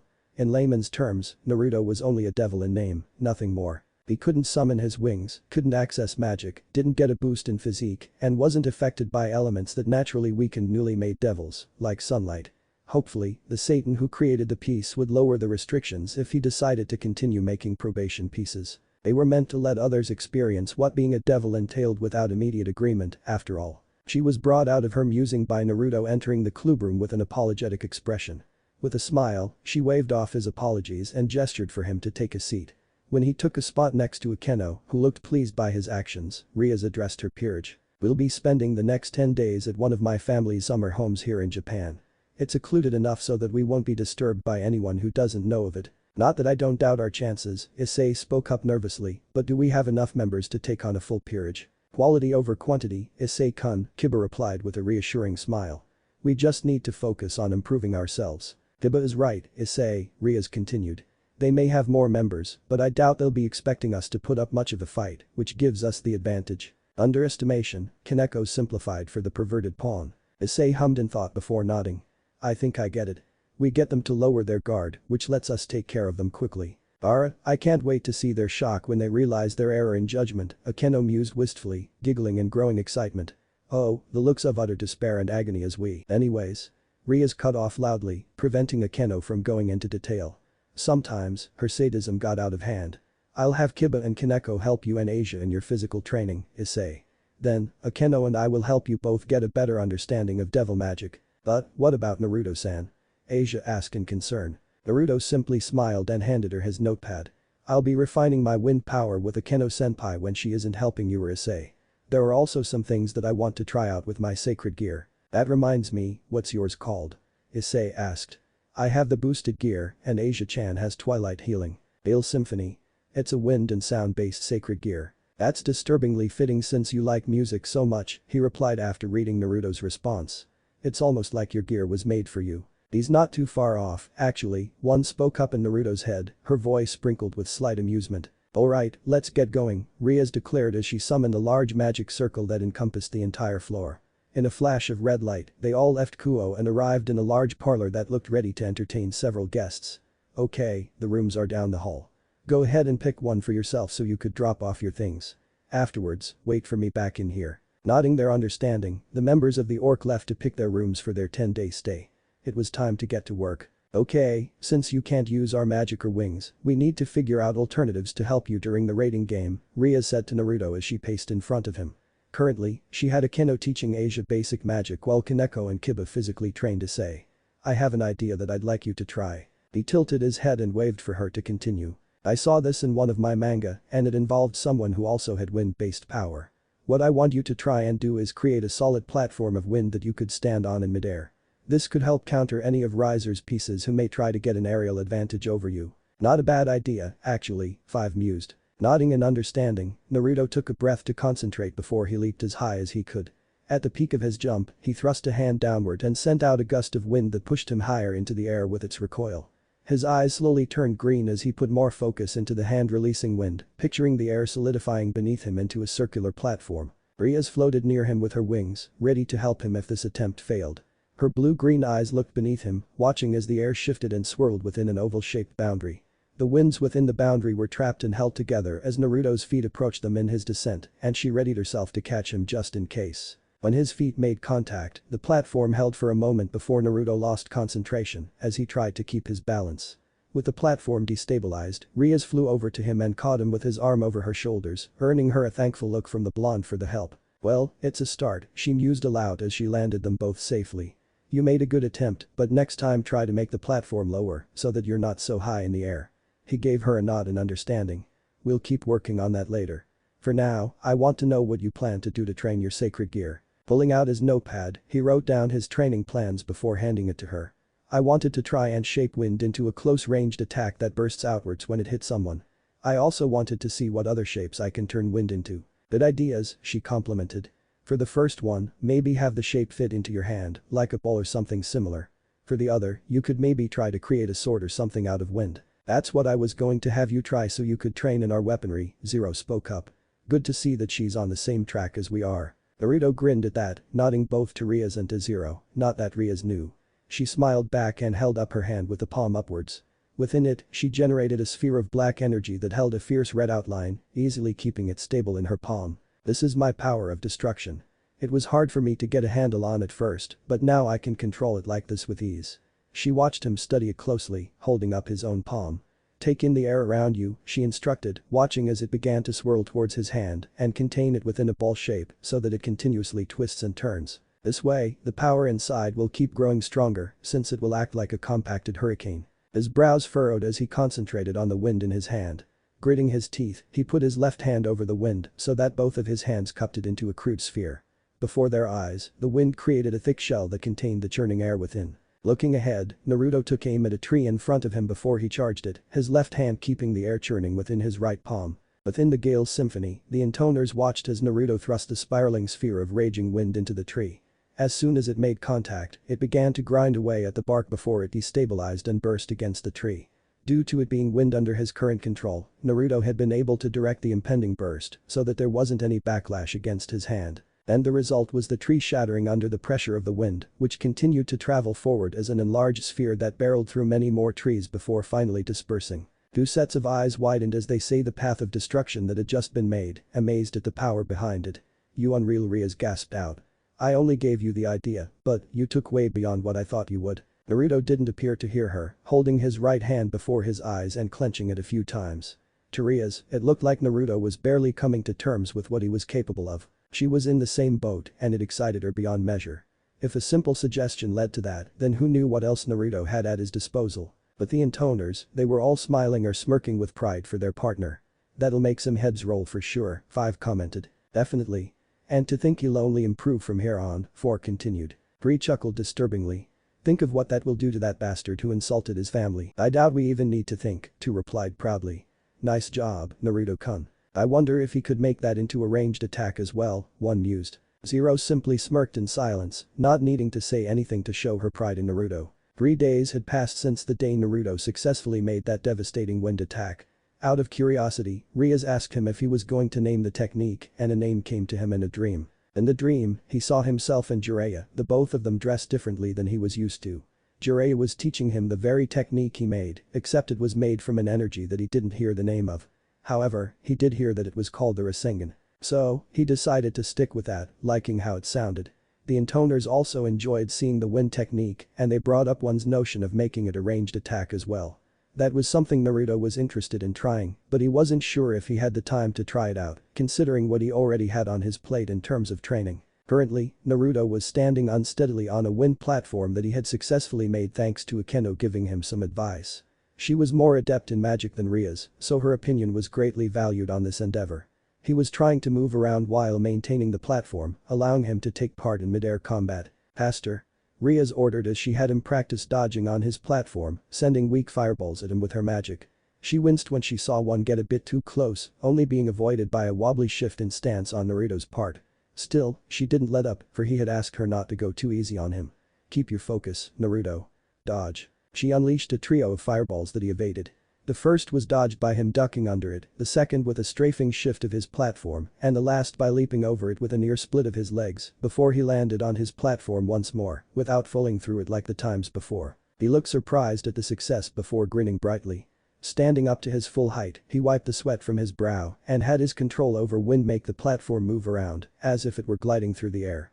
He stood calmly, not getting too emotional or overzealous, as he willed the platform to move, ascend, and descend at slowly increasing speeds. Rias saw him executing this and smiled proudly, pleased to see that their training was bearing great fruit.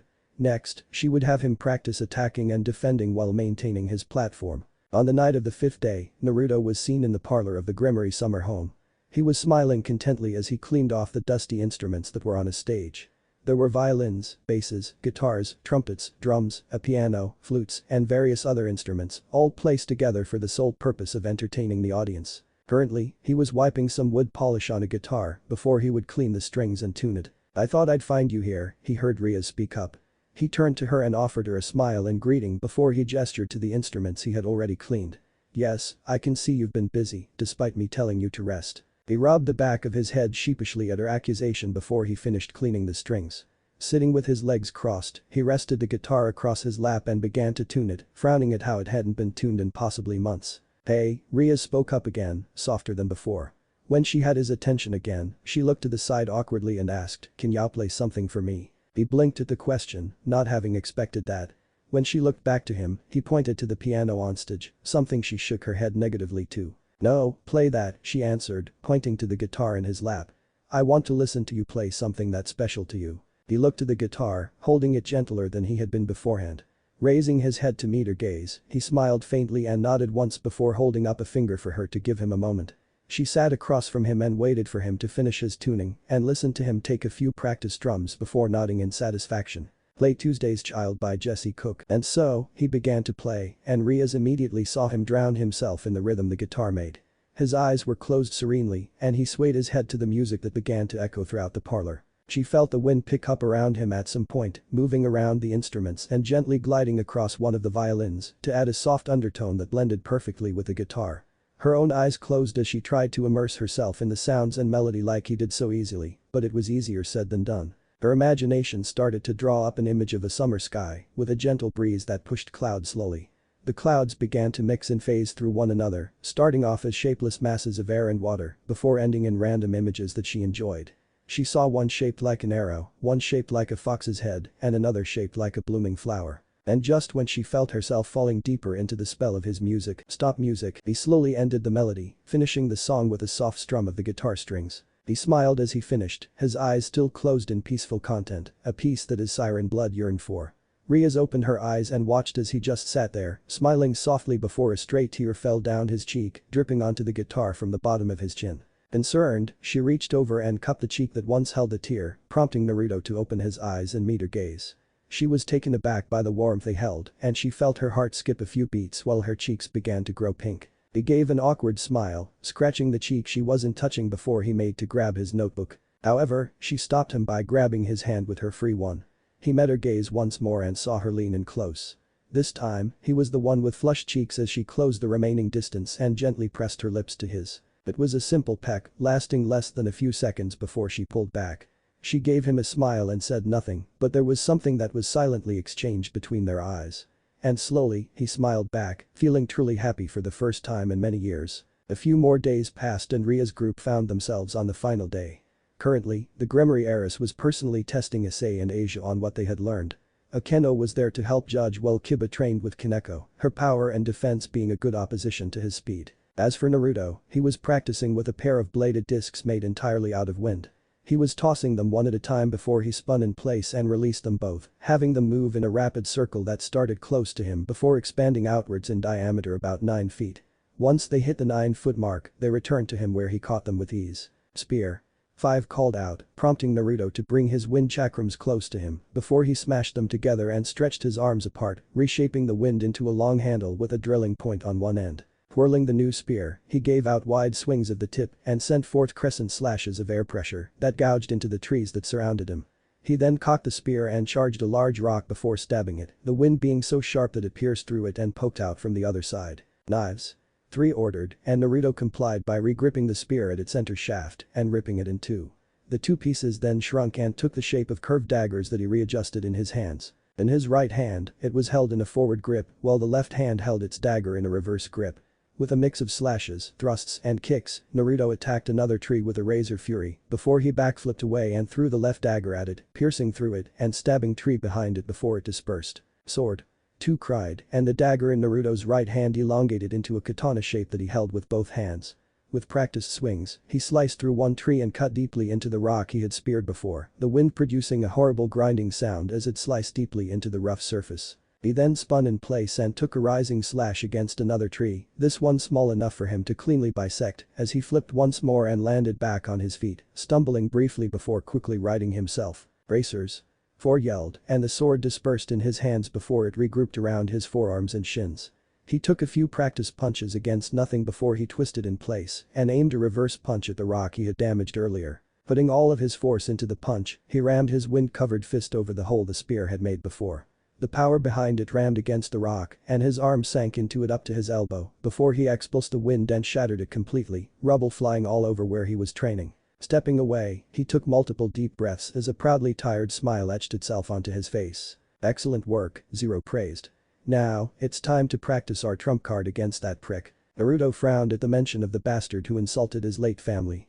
Say what you want to about him, laugh at his disability, or even criticize his music, he didn't care. However, speaking poorly about his family, about those he had loved dearly and lost. Then there was no mercy for you, none. With a firm nod, Naruto turned his attention to the lake that was near the summer home. Determination burned within his eyes as he headed towards it, ready to practice the technique that would take Riser down. It was only a matter of time, now, and the intoners, and he all knew that. Rias sighed as she deposited the Uzumaki onto his bed, using her enhanced strength to easily carry him from the lake back to the house and to his room. He was passed out from training himself to exhaustion, and yet he had a proud smile on his face. She smiled softly at him as he rested, moving the covers over him to make him more comfortable. Turning around, she was about to leave the room before she stopped at the door. A compulsion flowed through her, and she looked over her shoulder back at his sleeping form. Mentally deciding to screw everything else, she walked back over to his bed and pulled back the covers so that she could lay down beside him. Shifting herself so that she had her head resting on his chest, she smiled once more as she felt herself get comfortable. She was about to close her eyes to sleep before she blushed at seeing him pull her closer to him, still dead asleep and acting solely on instinct. She watched his peaceful expression and smiled yet again before gently pecking him beneath his chin and closing her eyes. At night, both of them slept better than they had in a long time, all worries, concerns, or doubts miles away from their thoughts. Naruto woke up the following morning to the feel of something warm curled against his body. Blinking the sleep out of his eyes, he looked over and saw a familiar shroud of red hair resting atop his chest. His cheeks grew red, and he awkwardly reached over the arm Rias wasn't grabbing to gently shake her by the shoulder. She gave something akin to a whine at that, having one of her arms let go of his to swat away the offending disturbance. "It's too early," she mumbled. Sighing at that, Naruto resorted to flicking her nose, making her recoil on reflex and scrunch her nose. She gave him a pout, and he gave her an apologetic expression in response. Seeing as he couldn't write anything, and she didn't understand sign language, he settled for pointing at the morning sun peeking out the window curtains. "Oh," she replied, looking slightly downcast at that. "Right. Today's the big day, isn't it?" He nodded with a sad smile. "What do you think our chances are? I want to know your honest opinion about it." His brows furrowed at that, thinking of how to answer her question. Based solely on her tone, he could see that she was anxious about the event and the nerves were making her have doubts. She needed reassurance, something that he was willing to give her. So, he reached a hand over with his pointer and middle fingers stretched outward. Without warning, he gently poked her on the forehead, prompting her to rub the spot. She gave him a confused look, only to see him give her a grin wide enough to stretch his whiskered cheeks. Absently, she was once again reminded of Kitsune Imkai when she witnessed that expression. She slowly smiled back at him, understanding the message he was giving her. "You're right," she stated. "It won't do us any good to worry about it before it happens. We might bring down our own confidence." He nodded firmly, giving her a corny thumbs up that she couldn't help giggling at. With that concern dealt with, they both got ready for the day, Rias leaving for her room to give Naruto some privacy. In the sense of team spirit, Rias had her peerage wear their school uniform save for Akeno and Asia. Akeno wore a Maiko uniform that looked wonderful on her, and Asia wore her stitched-up nun clothes. Devil or not, she still felt that connection to the church, something that Rias respected, despite how it went against devil culture. Issei and Kiba wore their uniforms with slight alterations. Issei left out the blazer and tie, finding them to be restricting, while Kiba felt the same about only the blazer. As for Naruto, he left out the blazer, wore an orange undershirt, and simply loosened up his tie so that it didn't choke him. However, he added two new things to his attire. The first was the necklace that belonged to his grandmother Tsunade, who inherited it from her grandfather. It was a simple green gem that was held together by a durable cord around his neck. And the second addition was a black headband with an orange swirl insignia on it. According to his mother, the Uzumaki were a recognized family for the sirens. They weren't known as royalty, but they were respected. Their insignia was a red swirl, but Naruto chose orange to tribute his parents, more specifically, their hair. "Are we ready?" Rias asked her peerage, earning nods from them. She gave them a smile and added, "Thank you all for helping me with this. I know that I could just demand your assistance as your king, but I wanted you all to help me as your choice." "Ara, don't get so emotional, but you know we support you," Akeno replied. "Indeed. After all, you are more than our king, you're our friend," Kiba spoke up. "We have your back," Kaneko added, giving a rare smile to Rias. "Yeah. We'll do this together," Issei declared, clenching his left fist in determination. Asia smiled with her hands rested over her chest, as if in prayer. "You've done so much for me when you didn't need to. I've never had friends before and I don't want to lose them when I've finally attained them." Naruto simply gave Rias another thumbs up, shouldering a guitar to his back. Rias looked curious about that, but she caught the amused face of Akeno and held back her question. That alone let her know that her queen had a hand in this. A magical circle appeared on the floor beside them, revealing Graphia to the group once more. It's time, Lady Rias. Nodding, the Grimoire heiress had her peerage gather around her so that the Queen of Lucifer could take them to the rating game. Lord Azazel, I've got my report on that boy you wanted me to keep an eye on, a cloaked Fallen spoke to the governor of the Grigori. Said governor merely looked up from the morning's newspaper, accepting the report from his subordinate. Anything worth noting before I read it? He's been recently working alongside the Grimoire heiress, sir. I assume she's reincarnated him as a devil of her peerage. Well, my brother won't be pleased to hear that, Azazel noted in amusement. Especially after all the trouble he and father went through. Sir? The scout asked in confusion. Nothing to concern yourself about. It's something beyond your peril, the man joked, earning a sweat drop from his scout. Oh of course, sir, he cleared his throat and added, he's shown an incredible aptitude for wind, most likely from a sacred gear. Azazel merely hummed at that, already knowing the origins of the power. Memories nearly forgotten resurfaced and he chuckled to himself. Anything else? Thanks to you suppressing my energy before the mission, I was able to get close enough to overhear talk of a rating game, sir. Really? The ex-seraph queried, his tone one of interest before he moved over to his television set. In his hand, a magical array appeared and he raised it to the side of his head like a cell phone. Sirzic's, he greeted jovially. Sorry for the unexpected call, but would you mind telling me what station your sister's game is being broadcasted on? He ignored the surprised look on his scout's face at how he had casually called the current Lucifer, focusing on said Satan's response. Yes, I promised to meet with you sometime after the game. There are things we need to speak about, after all. Thanks, he bid before dispelling the communication spell. He then placed the same hand on his television, surging his power through it briefly before it flickered on and showed an empty space. Yes sir? The scout stuttered out, feeling very out of place at the moment. Why don't you take a few days off to relax? The governor suggested. You've done wonderfully. Grateful for both the dismissal and the praise, the scout bowed to his leader and left the man alone. He needed a drink to help his nerves. Alright then, Azazel began, holding up a file that had a picture of a blonde teen and a white-haired woman inside of a music store. Let's see what you've got to show, kid. When the orc arrived, they found themselves waiting in a lounge room of what Rias recognized as the Grimoire estate. Grafia spoke up before she could, saying, you and your peerage will wait here until it is time. Lord Riser will be waiting at his family estate, making it so that you only meet on the board, if you will. Nodding in understanding, Rias decided to get comfortable as she waited. Her peerage followed her example, and the redeeted king was pleased to see the camaraderie between them. Issei was sitting beside Asia, helping the blonde ex-nun stay calm, sign her nerves were visibly getting to her. It was obvious that the two of them felt something for one another, something beyond friendship. It was also adorable how they both didn't seem to realize it, considering the obviousness of it. Hiba was beside Kaneko, the both of them having known one another long enough to be comfortable. She rarely spoke and he never pushed her about it, respecting her stoic personality while she appreciated his natural kindness. They were ready for what was about to happen. Akeno was sitting on the floor across from Naruto, pointing out certain magical runes that were seen on the guitar he had brought. Based on how eager she looked, Rias could only assume that they were meant to cause nothing but misery for Riser's peerage, something she had nothing against. Naruto gave the queen his undivided attention, which was fine, but it still made Rias twitch when she saw Akeno moving closer to him so that she could show him certain rune better. Memories of Akeno talking about stealing Naruto away resurfaced and that caused another twitch. Grafia returned a few minutes later, simply nodding to Rias to tell her that it was time. The club stood up together and awaited their transport, being engulfed by a large magical array that dropped them off in the middle of. Wait, Issei began, isn't this our club room? Akeno shook her head and pointed to the window behind him. Take a look for yourself, Issei-kun. We're on the board now. Complying with her suggestion, the pawn looked outside and saw that the sky was filled with a colored void that reminded him of the northern lights he'd seen in some of his anime. He also couldn't see the city that surrounded Kuo Academy, only the grounds of the academy itself. This is simply a replica of the school, Rias explained. It acts as the board for our game with our clubroom being our side, while the new school building is Riser's side. The gymnasium is acting as the center of the board and so are the patch of school grounds parallel to it. How do you want to go about this, Butchu? Kiba asked, summoning a basic sword with his sacred gear. I want Kaneko and Issei to head for the gym. Meet with any of the pawns Riser will send and take them out quickly.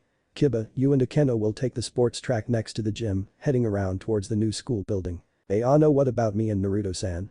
Asia asked nervously. Asia, you'll stay with me. We'll head to the other side so that we all cross the halfway mark at relatively the same pace. And Naruto, she turned to the mute blonde, think you can go as scenic route? He smirked at what she was implying, nodding once in determination. She nodded back and turned to the others. Alright then. Let's get going. Surziches sat with his wife and son Milikas, Ria's friend rival Sona Citri, and his fellow Satan, Seraphol Leviathan. Seraphol was a beautiful devil who had the appearance of a young woman in her late teens, save for the larger than normal. She wore an outfit that a magical girl from television and manga would wear, complete with a staff meant to banish evil or something of a similar nature. Like Sona, she had black hair and stunning violet eyes that were watching the rating game attentively. "So Tan, be sure to pay attention to Ria Tan, okay?" she asked her younger sister with a smile. One thing that many people saw right away whenever Seraphol was around Sona was that she had quite the sister complex for the younger woman. Some even compared it to the complex Urziches had for Ria's. "I know, sister," Sona sighed out, feeling on the fence about her current placement. On one hand, she wanted to support Ria's and study how she handled a rating game in case they ever matched up in the future. On the other hand, she could only handle so much of her older sister and her quirks. Who are the two people with blonde hair Ria's Tan has with her? Surziches asked his wife, having met all of Ria's peerage before, save for Asia and Naruto. "The young lady is Asia Argento, the nun Haidu sent spearheaded in rescuing that I spoke to you about. She possesses the sacred gear called Twilight Healing," Graphia answered diligently. "Ria's reincarnated her as a bishop piece. Fitting considering her sacred gear," Surziches noted.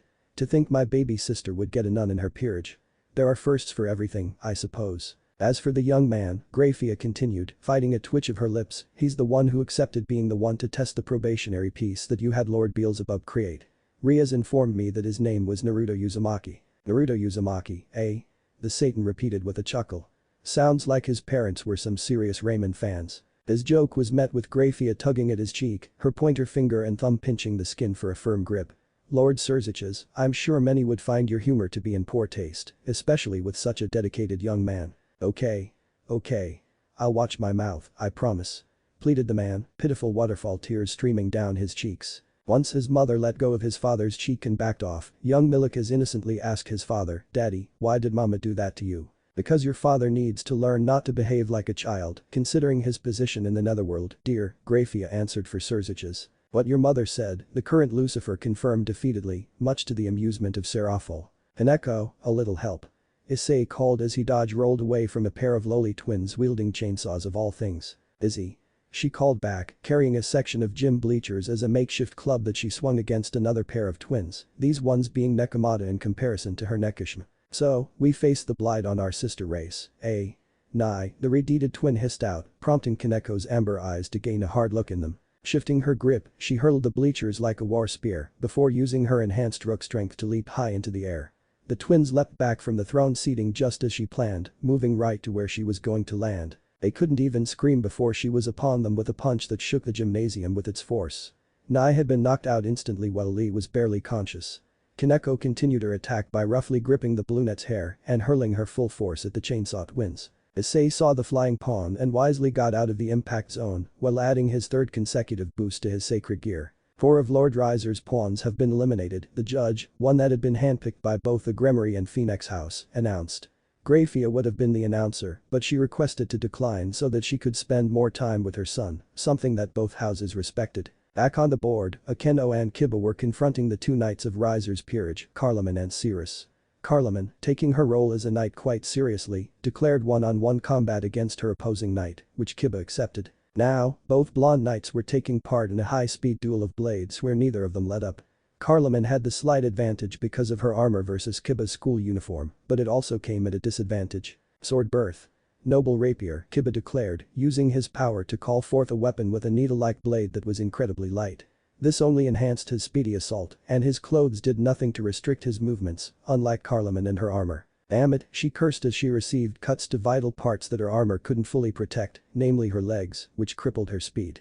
She was forced to a knee after a well-placed laceration to her Achilles tendon, and the feel of a thin blade beneath her cheek made her look up to see her victorious opponent. "You have won, my fellow knight," she spoke with nobility fit for knights of old. With her submission, she was removed from the game, and Riser was declared losing another piece.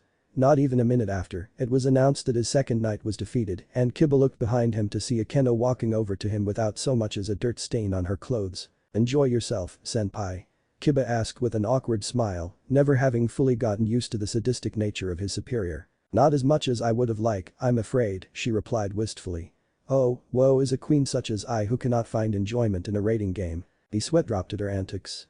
Well, I'm sure that you can find a more enjoyable time facing Riser's queen, he suggested with a strained smile. That made Akeno smirk, lightly licking her lips. Ara the bomb queen, eh? We'll just have to see, won't we? And with that, she continued onward with Kiba behind her for support. Poor pawns stared at the redeeted king that their master was fighting to claim and a blonde woman dressed in clergy clothing.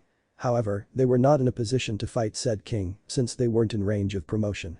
Their situation grew direr when they saw Riaz casually raise up both arms and produce twin spheres of destruction in her palms. Mercy?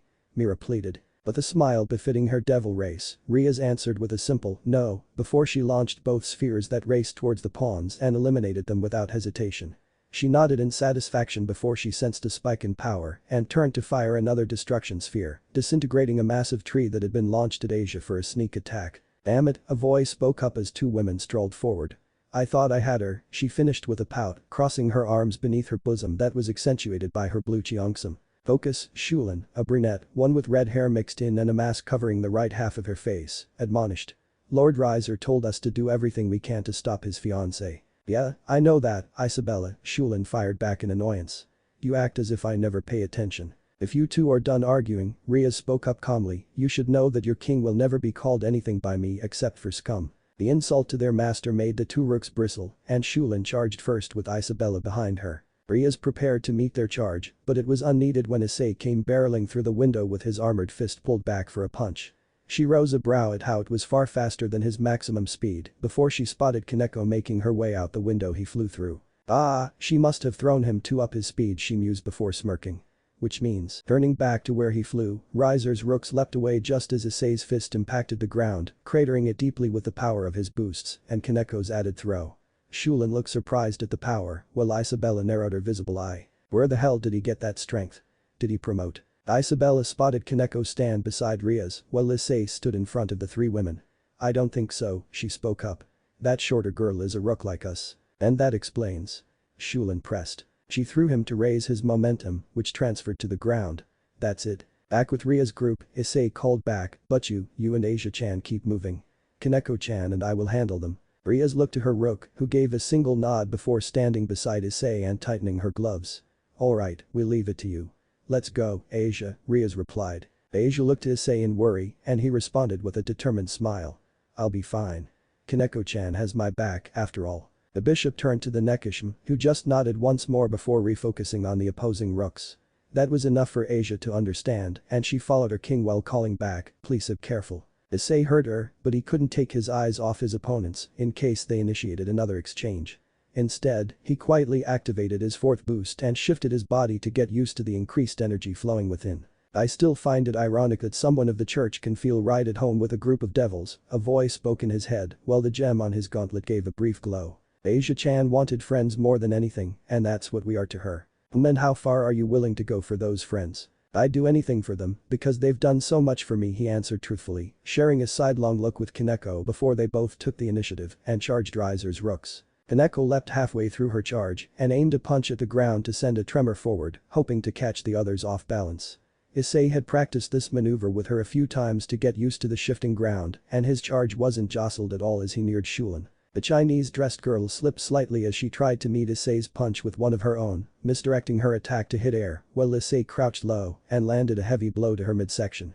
He then quickly rolled away from an axe kick that Isabella attempted, having leapt into the air as Kaneko descended to avoid the tremor. She then grabbed some loosened earth and chucked it at the pawn, who shattered it with a straight punch. But that was what Isabella wanted, appearing through the broken chunk of rock and dirt with a spear kick that struck his chest and sent him hurtling back. He slid to a stop on the ground and coughed out a glob of blood, the kick having cracked some of his ribs and nicking his lung. Shit, he groaned out, forcing himself to a knee. That's rook strength for you. He absently noted that Kaneko had ripped out a tree and was using it as a bat, taking a swing that missed Isabella, but barely hit Shulin, who had just recovered from Issei's earlier blow. Looks like you could use some help, the voice spoke up once more. You offering? Issei fired back, getting to his feet with his unarmored hand gently pressing against his chest. I'll let you in on an attack that can end this. But you need an opening and a straight shot between you and them. I'll explain it while you and the kitten make it happen. Deciding to go along with it, Issei took a breath to try and push back the pain before he rushed in to help his friend. With Naruto, he was gliding above everyone on his air platform, keeping an eye on things from the air. While he couldn't see what was happening in the gymnasium, he heard the announcements and was happy that Issei and Kaneko were fine. Not long after, he heard about Kiba's victory before he caught a brilliant flash and Akeno's victory was announced. That made 6 pieces taken from Riser, while none of his friends were eliminated. When he heard about Riser losing the rest of his pawns, he looked down to see Rias, Asia, Issei, and Kaneko facing down 2 more of Riser's pieces. Based on the pieces he lost, and at how there were no earlier signs of magic being used, Naruto deduced that these 2 women were rooks. He watched Rias and Asia leave Issei and Kaneko to deal with them and observed the matchup, impressed with Issei's growth and cringing at the hit he took afterwards. While he got back on his feet, Kaneko was double-teamed by Riser's rooks, and he decided to intervene. Holding up his palms, he gathered wind and shaped them into twin chakrams that he slammed together and merged into a larger one. During the merge, it changed shape into a 4-pointed star that he found himself vaguely familiar with, wincing as images raced across his mind. A younger version of himself, dressed in an orange tracksuit, had been kicked away by a tall man wielding a massive sword. As he skidded back across the ground, he reached into his pack and tossed some folded metal at a teenager with black hair dressed in blue and white. The black-haired teen caught the metal and unfurled it, revealing a 4-bladed throwing weapon that he hurled at the swordsman with all of his might. As the weapon flew, he called out, "Demon Wind Shuriken." Naruto mentally cried as he, much like the teen in his vision, hurled the wind-based weapon at Riser's rooks below. He wanted to see if he had helped his friends, but approaching heat caught his attention, and he had his platform descend rapidly to avoid a fireball that had been launched at him. "I missed," a young woman cursed. She had black hair and light brown eyes, while her kimono was intricately colored with a mix of purple, orange, and pink. Beside her was a familiar blonde woman with dark blue eyes. She wore a pink dress with white frills and a magenta bow in the front. Her hair was styled in twin tails that had drilling ends that Naruto found to be rather unique. However, he was more worried about the flaming wings that protruded from her back as she floated before him. "So," the kimono-wearing bishop continued, "you're the one who cut off Lord Riser's hand during that meeting over a week ago, yes?" He nodded. "I will give you one chance to apologize for that attack on my master, and I promise your defeat will be quick and painless." He frowned and shook his head, making her frown back. "And why not?" He reached into his shirt pocket and prepared to write his response, only to have to evade another fireball from the bishop that forced him to drop his notepad. "I won't have you writing down any runes to attack us with." Mihi yelled out, preparing another fire spell. She stopped when she saw Naruto wave his hands at her before making gestures with them that she couldn't understand. "Are you trying to annoy me because you're succeeding?" Ravel didn't say anything in response to her fellow bishop's growing ire, instead recalling lessons she had received when she was younger. While it was true that devils could speak any language, sign language was not a spoken language. This was an exception to them, and it was a language that they needed to study and learn like humans do naturally. She was fortunate enough to have learned from her mother, so she was able to decipher what it was that her fellow blonde was saying to them. "Mihi, relax," she finally spoke up. "He's not trying to annoy you, he's using sign language." "Sign language? What, is he mute or something?" she asked, still annoyed at how he could have been insulting her. Naruto nodded at the query, deciding to be polite and introduce himself. He slowly signed out his name before pointing to himself while Ravel translated. "Naruto Uzumaki." She repeated, earning a nod while he gave her a polite bow. While his mother tended to ignore most customs and treat everyone equally, his father had instilled in him a measure of manners that he had memorized. While he didn't like them like his mother, he knew that they were needed in certain situations, like trying to calm down an angry devil woman who misunderstood what he was trying to say. Unknown to him, his introduction to Ravel had been highlighted on the viewing screen, and someone from his past had witnessed it. Violet eyes widened at what she had just witnessed, focusing on the whiskered blonde on the screen. That boy looked just like. But it couldn't be him, right? He was killed with his family, she was sure of it, she had wept because of it. And he was part of Ria's peerage. When did that happen? As she cupped her hands over her mouth, her breathing started to pick up and tears stung her eyes. He was alive. Her young maestro, she could hardly believe it. "Dear?" A red-deeded man who looked like a slightly older Surziches spoke up in concern. She didn't hear him, too lost in her thoughts. How long had it been since she had seen him? The last time they'd been together one was years ago, and he was such a cute little thing back then. Looking at the images he made sign language gestures to that Phoenix girl, she couldn't help but sob joyously. She thought he was dead. Oh, being wrong never felt so wonderful. Then Alana. The man, Zeodicus, tried again, but he was again unsuccessful. He'd grown so well and he had aerokinesis. Where did that power come from? What did it matter? He was alive. Oh, by all things holy and damned alike, if she'd known he was still alive before now, things would have been different. She shook all over and then bolted to her feet. She had to see him again in person. First thing as soon as this raiding game was over, she had to go see him. She had to see if he remembered her, had to let him know she hadn't meant to leave him alone after that living nightmare of a day. She had to let him know she still cared for him. Her poor little maestro. If only he had known how to use the summoning contract back then. As she took off, Zeodicus ran after her in worry, following her to his wife's personal study. He watched as she looked through her albums, desperately looking for one in particular that he couldn't see. He saw her perk up and pull out a familiar album of those whom she had contracts with. It was a hobby of hers that he found adorable and had teased her about. In it were all her contracts, some old and some new, but none left out. He watched as she flipped through it, saw the one she was looking for, one that could have been mistaken for a family photo. Looking over her shoulder, he recognized it as a photo of his wife with 4 humans. He couldn't remember what their names were, but the little boy with whiskered cheeks was definitely familiar, for it was the young man on Ria's peerage. I thought he was dead, he heard Venelana choke out, some tears falling onto the laminated picture. His father had signed a contract with me years ago, and he had asked me to help watch over his son and teach him a few things. He had just lost his wife, and he was lost emotionally and parentally. Zeodicus wrapped an arm around his wife, holding her close to him so he could comfort her. He was such a sweet boy, she continued.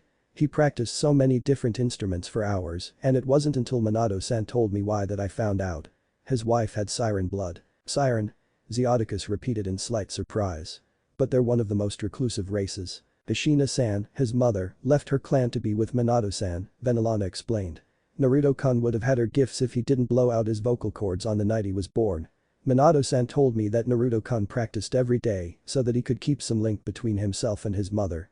After he and his family were killed, I had assumed that Naruto was dead too. He filled in the blanks, realizing what had made his wife act this way.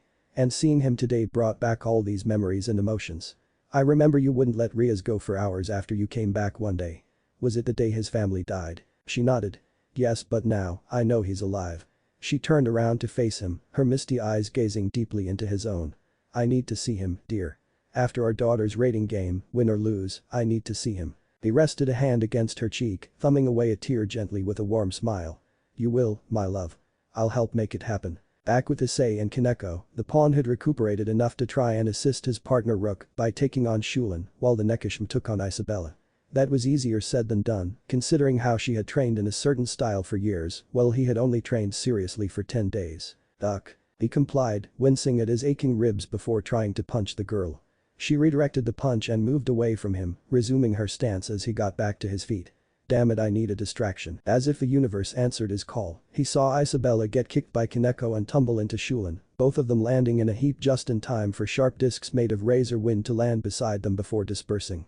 The wind blades had cut into their sides enough for a steady outflow of blood, forcing them to hold a hand to their new wounds while they looked around for the culprit. Issei blinked at the lucky break before he shook off his surprise and pulled his arm back. Punching it forward, he unleashed a burst of raw energy with a roar of dragon shot. The energy blasted from his extended fist, racing forward as the tip of it took the shape of a dragon's head with its jaws wide. It was upon them in nearly an instant, clamping its jaws down on them as the energy exploded in a massive cloud of dust and smoke. Lord Riser's 2 rooks have been eliminated. Ravel's eyes widened at that and she looked down to where her fellow pieces were.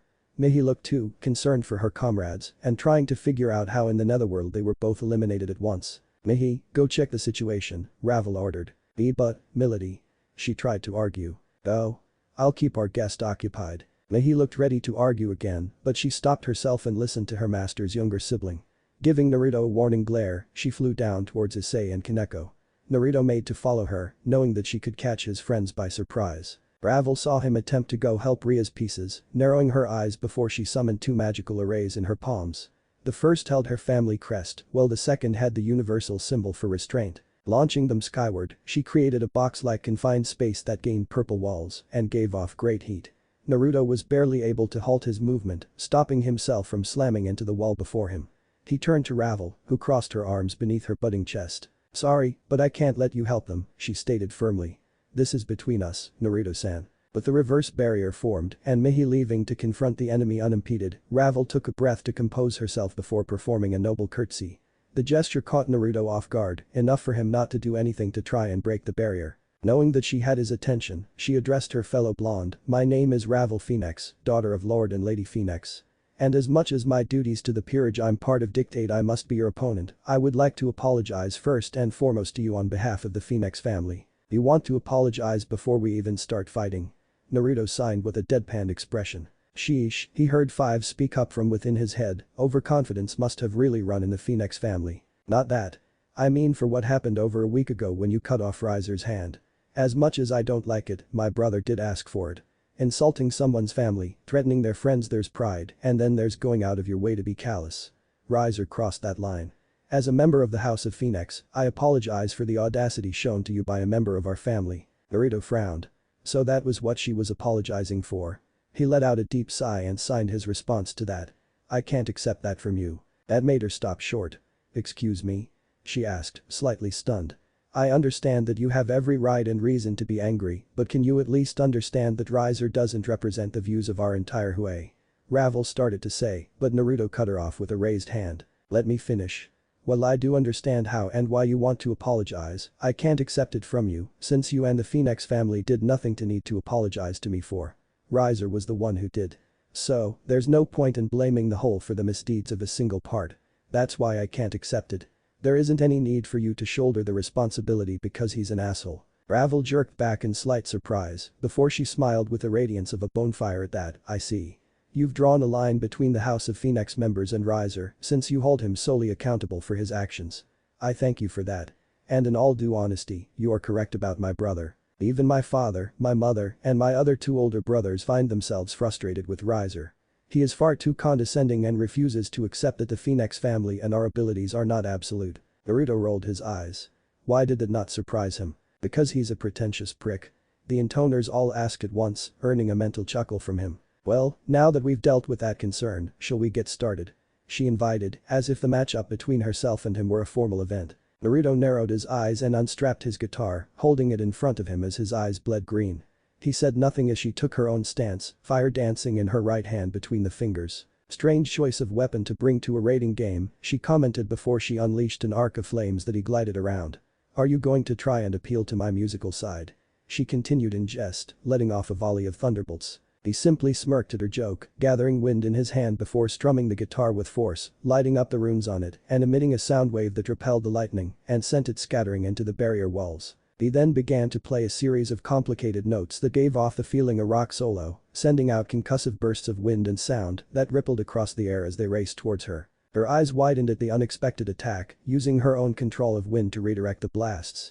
In the clear, she turned with more fire on hand before she yelped and flew upward to avoid a wind spear that had been thrust at her, held tightly in Naruto's hand. He released it as he turned around, having the tip pointed her like a massive arrow before he strummed the guitar once more, firing it like a ballistic bolt that cut through the air at her. She narrowed her eyes and created a flaming javelin that she hurled at the wind bolt, sending her own burst of wind to enhance her flames and increase the speed of her javelin. She then folded her wings in front of her, cupping her hands around the tips to produce a steadily growing sphere of white-hot fire. Looking away from her work for a moment, she smirked when she saw her fire javelin take on the wind bolt, grow larger from its wind, and continue racing towards her opponent. He's got impressive control over wind, she mentally praised. But the House of Phoenix are masters of fire and wind. He won't win. Naruto narrowed his eyes at the incoming javelin, grasping the guitar by its neck before hurling it at the inferno. He watched sadly as the musical instrument impacted with the fire, lighting up more runes before being engulfed in a massive explosion that dispelled the flames, so he wouldn't be engulfed. Through the smoke, he saw Ravel holding her arms up as a house-sized ball of fire floated above her. His green eyes widened at that, feeling the heat from his positions yards away. This is it, Naruto-san. He heard Ravel call out to him. This is my strongest fireball. I doubt you'll be able to survive, so I'll say right now that I'm impressed. I wish I could have had someone like you in my future peerage. His expression turned blank as he raised a hand to his face, covering his eyes from her point of view. In a single swipe, he tore his hand away and revealed his sacred gear to the masses. It took on the form of pure white headphones that looked futuristic in style and fully covered his ears. On the outsides of them, there looked to be ventilation that distorted the air around them, while a green holographic visor connected between the headphones in front of his eyes. The thing that stood out the most was how his eyes had turned pink, their coloration breaking through the green visor before them. From the headset, Ravel heard an unknown female voice declare, "Behold Gail Symphony." Naruto raised his arm up, wind swirling like a typhoon in his palm before it was reined inward, taking the shape of a sphere with wind raging inside. The sphere itself was half his size, much smaller than the flaming sphere Ravel had floating above her. "Don't think that those flames of yours can stand up to a maelstrom," warned another female voice, this one different from the first. "You'd better give it everything you've got, girl." The first warned before Naruto, without the aid of his wind platform, flew forward like a bullet. Ravel's eyes widened at his approach, throwing her arms forward to launch her attack at him. She kept her gaze locked on their impact point, sweating slightly from the amount of power she had put into her fireball. She took note of Naruto placing the wind sphere in front of him, spearheading his flight so that it would hit her fireball first. He's insane. She mentally cried, genuinely concerned about her opponent. He'll die before the judges can remove him from play. She wanted to warn him, to plead him to dodge, but she was rendered speechless when she saw his attack make contact with her fireball and suck it in. Yes, it was true. Her flames were siphoned into Naruto's wind sphere, changing the wind from a razor green to a molten amber as its eyes grew to match what her fireball started off at.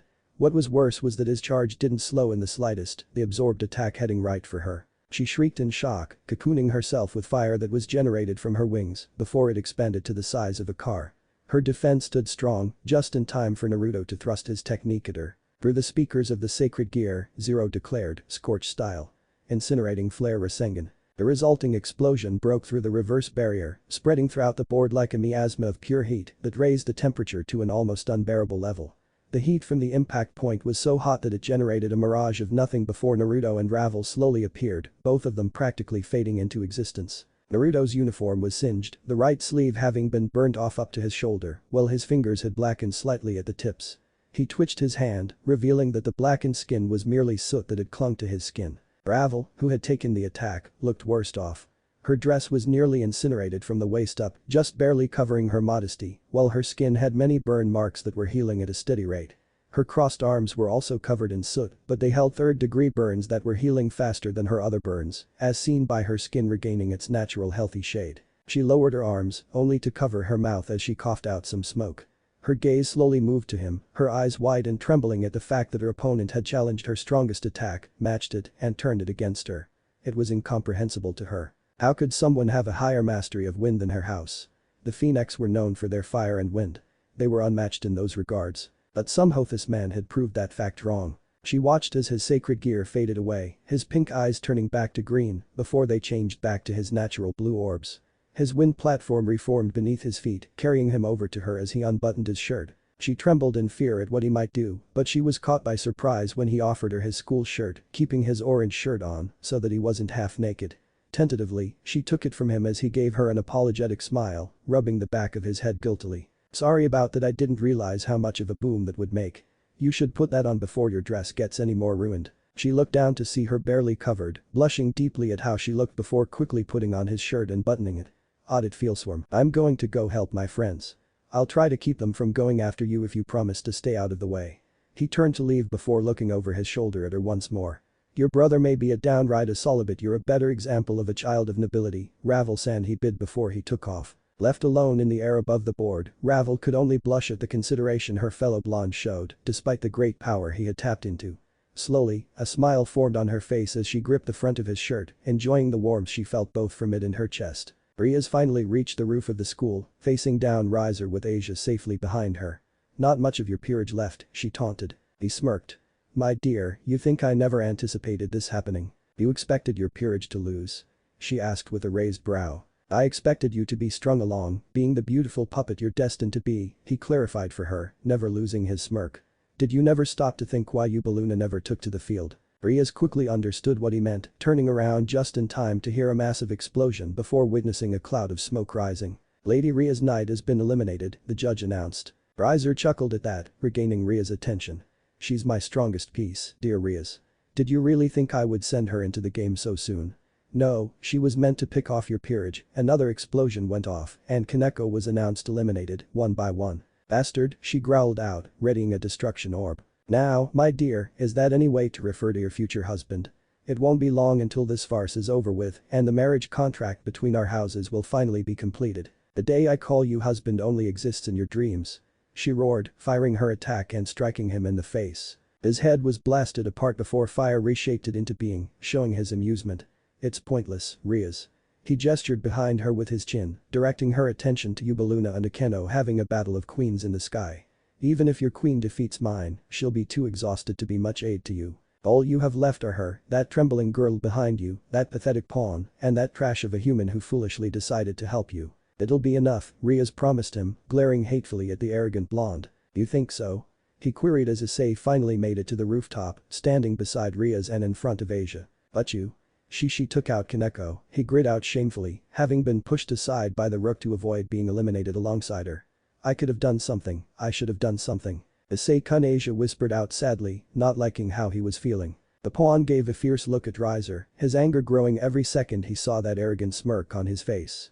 "You won't hurt any more of my friends, you prick." Riser said nothing, turning his attention to the queens just in time to see Yubaluna finish off Akeno with a proximity explosion. While he didn't like how she nearly sacrificed herself, he knew that she had a vial of his tears for such an occasion. His smirk nearly became a grin as he saw her weakly pull them out. "Ah!"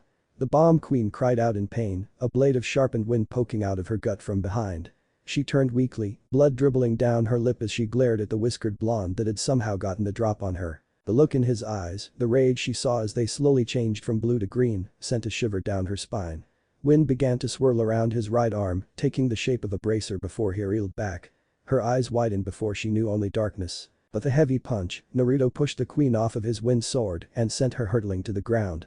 She was removed from play before she impacted the ground, but he didn't care about that. He was more focused on aiming his glare at Riser, who finally dropped his smirk for his own glare. "Summy's sister couldn't even stop you." "Why I expected her to, I have no idea. She always was weak," he stated dismissively. "At any rate, I'm actually pleased you lasted this long. I still need to make you pay for daring to strike me." Naruto scoffed at that, lowering himself to the roof to stand at Ria's other side. With her in the center, Issei stood to her left, Naruto to her right, and Asia behind them all. Ria's gave him a relieved smile before she resumed glaring at Riser. "Well, only you and your sister remain, Riser. You can give up now," she offered. "Or, we can force you to surrender." "Funny," he fired back, his smirk returning as his flaming wings erupted with life. "I was going to give you the same offer, my dear." Naruto and Issei tensed themselves for a fight before Naruto noticed how Issei looked weak on his feet. He looked back to Asia, silently gesturing to the pawn. She gave Issei a glance before her eyes widened in realization, and she nodded to Naruto. He nodded back before he used the wind to push Issei back, making him stumble and fall to the ground beside Asia, who immediately set to work healing him. But that taken care of, Naruto recalled his sacred gear as the wind picked up furiously around the replica school building. Constructs of wind formed around him, taking the shape of a spear and hunting knife that he grasped before he charged at the phoenix. As he got close, he gave a short hop to thrust his spear downward, which was dodged by Riser sidestepping it. He was led into a blast of destruction that Ria's launched, revealing her wings so that she could get better angles on her opposing king. The blast removed Riser's forearm, and he let loose a wave of fire to keep them at bay as it reformed. His head jerked back after his arm was restored, the wind knife stabbing into his forehead up to the hilt with impressive force. As he staggered back, Ria's removed one of his legs while Naruto tripped the other, twirling the spear before stabbing Riser in the chest. The spear stabbed through the phoenix, piercing the roof to hold him in place, while Naruto leapt away and formed a pair of chakrams. A pillar of fire erupted around Riser, and he was seen standing without a scratch in its center as it dispersed. The expression on his face was of boredom, and he ignored how most of his clothing had been burnt off during his recovery moments. He cracked his neck before regarding Ria's and Naruto blandly. "Is that all?" he asked with a dull tone. "Surely you have more up your sleeves." Naruto growled silently, throwing his chakrams as a hurricane picked up around Riser, guiding the weapons in a circle that picked up speed by the second. Ria's landed beside him, holding her left hand next to his right. Both of them narrowed their eyes in concentration, creating a Rasengan that was wrapped in a destruction orb. Raising their arms upward, Naruto's longer reach gave him physical contact with the combined attack, while Ria's maintained a connection by means of a glowing crimson line that attached to her hand. With his free hand, Naruto collapsed the hurricane in on itself, resulting in a burst of fire, as Riser easily dismissed it with his power. But the fire blocking his point of view, he couldn't see Naruto charge at him, with the combo attack raging in his hand. The fire flickered down just in time for Riser to see Naruto before him, thrusting the orb into his face, engulfing the phoenix in a massive blast of destructive energy that spiraled outward like a drilling force, carrying Riser along for a ride. For added measure, Issei got back to his feet, rearing his fist back before punching forward and unleashing his dragon shot after the trail of destruction.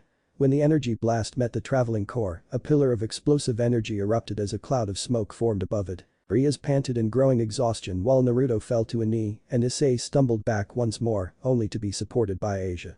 Thanks, he grit out. "Easy now, Issei-kun," she urged him. "You're still weak." Ria's moved over to Naruto's side, placing a hand on his shoulder. "You alright?" she asked tiredly, earning a shaky thumbs up from him as he tried to catch his breath. Not even he could get through that without feeling something. He was about to agree before his wind sensory picked up and he bolted to his feet, placing himself in front of Ria's as a fiery javelin pierced his back and thrust out of his chest in a spray of blood. The blow made him stagger forward, falling to a knee once more as Ria's caught him. "Naruto!" She cried in alarm, looking over his shoulder to see an angered Riser floating in the air a few yards away. She saw that some of his injuries were healing slower than others, which would have been a good sign if she wasn't more worried about Naruto's injuries. "Damn it," Riser grunted out, producing another fire javelin. "I had hoped to eliminate him in an instant. I knew he'd take the blow for you, but I suppose I underestimated how hard it was to dispose of insects." Naruto coughed out a glob of blood, puddling it on the rooftop as he grit his teeth. To the surprise of everyone there, he forced himself to stand, weakly looking over his shoulder to glare at Riser with his pink eye. "Naruto-san." A familiar voice cried, and everyone turned to see Ravel approaching the rooftop opposite of Riser. Her gaze was focused on Naruto and the scorched hole in his chest that she could see through. "About time you showed up, Ravel," Riser called out dangerously. "Where the hell were you? You're a member of my peerage, and as such, you are to be at your king's side at all times." Brother," she tried to explain, only to get a fierce look from him. "You are to refer to your king by his earned title. Am I clear?" She recoiled at his furious shout, whimpering quietly. She never asked to be a member of Riser's peerage, having been told to join him by her parents after Riser had convinced them to. She was meant to have her own peerage, and yet she was treated as nothing more than a filler piece. She thought that she would spend the rest of her devil career as nothing more than that filled slot until her loss to Naruto. He had fought her fiercely, and he still showed her kindness instead of striking her down without mercy. She had never experienced such genuine compassion before, at least, not without any ulterior motive at play. "Get over here, Ravel."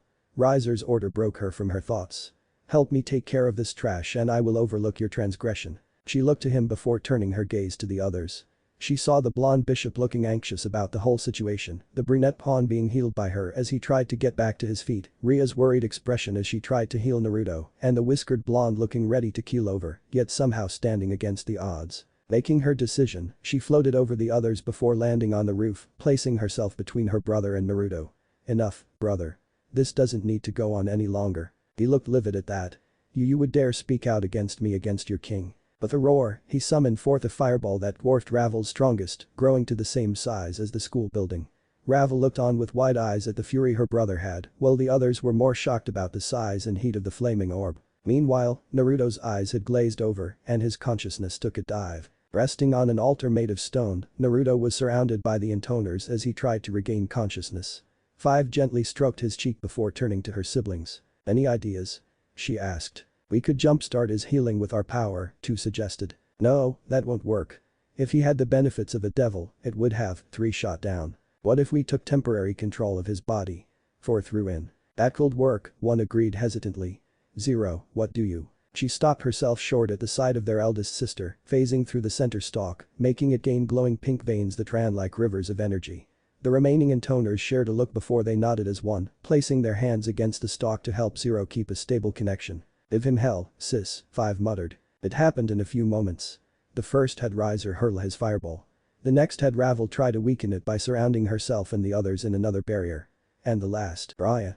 A female voice roared, a pillar of brilliant pink energy erupting from Naruto's body.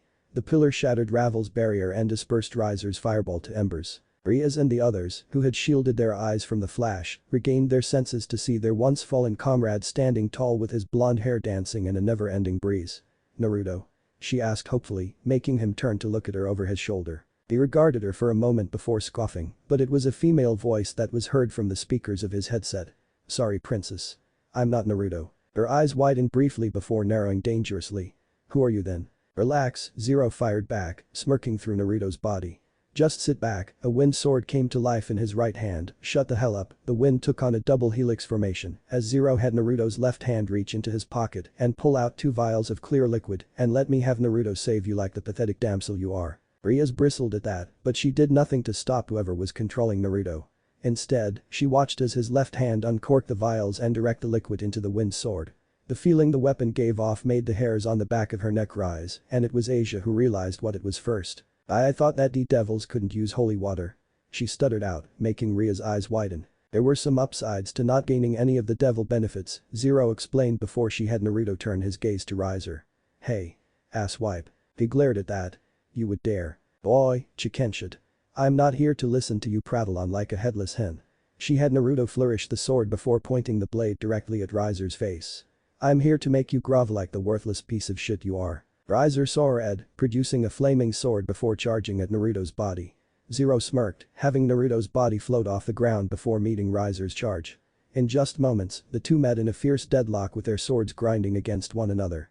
Riser was growling as he tried to overpower Naruto's body, but Zero chuckled darkly through the Gail Symphony. Hey, Chikenshit, she spoke up, using her control over the sacred gear to have the wind push them down with intense pressure, slowly increasing the gravity around them by the second. As they were forced to the ground below, she continued, I have a question for you. Grunting at the increasing pressure, Riser growled out, what pointless question would a child of trash have for me? If you really are like the bird of legend, Zero began, fading away into the wind like a mirage. Riser gasped at that, his momentum pushing him forward as the increased pressure made him fall to the ground. He tried to get up but froze when he felt a small cut at the base of his spine. Slowly turning his head through the pressure, his trembling gaze met the stoic one of Naruto as Zero finished her question. Then you can heal from crippling shots too, right? As she finished her inquiry, she had Naruto slice through Riser's spine base, the wind making a clean cut while the holy water within tampered with Riser's natural healing. The water also made Riser's nerves burn with the feeling of acid being poured on them, making him give a loud wail of pure and utter agony. Zero watched on blankly, simply listening to Riser scream his head off as his regenerative fire tried to heal his wound but was denied at every attempt. I can't feel my legs, he choked out, his eyes trembling as terror gripped his soul. I can't feel my legs.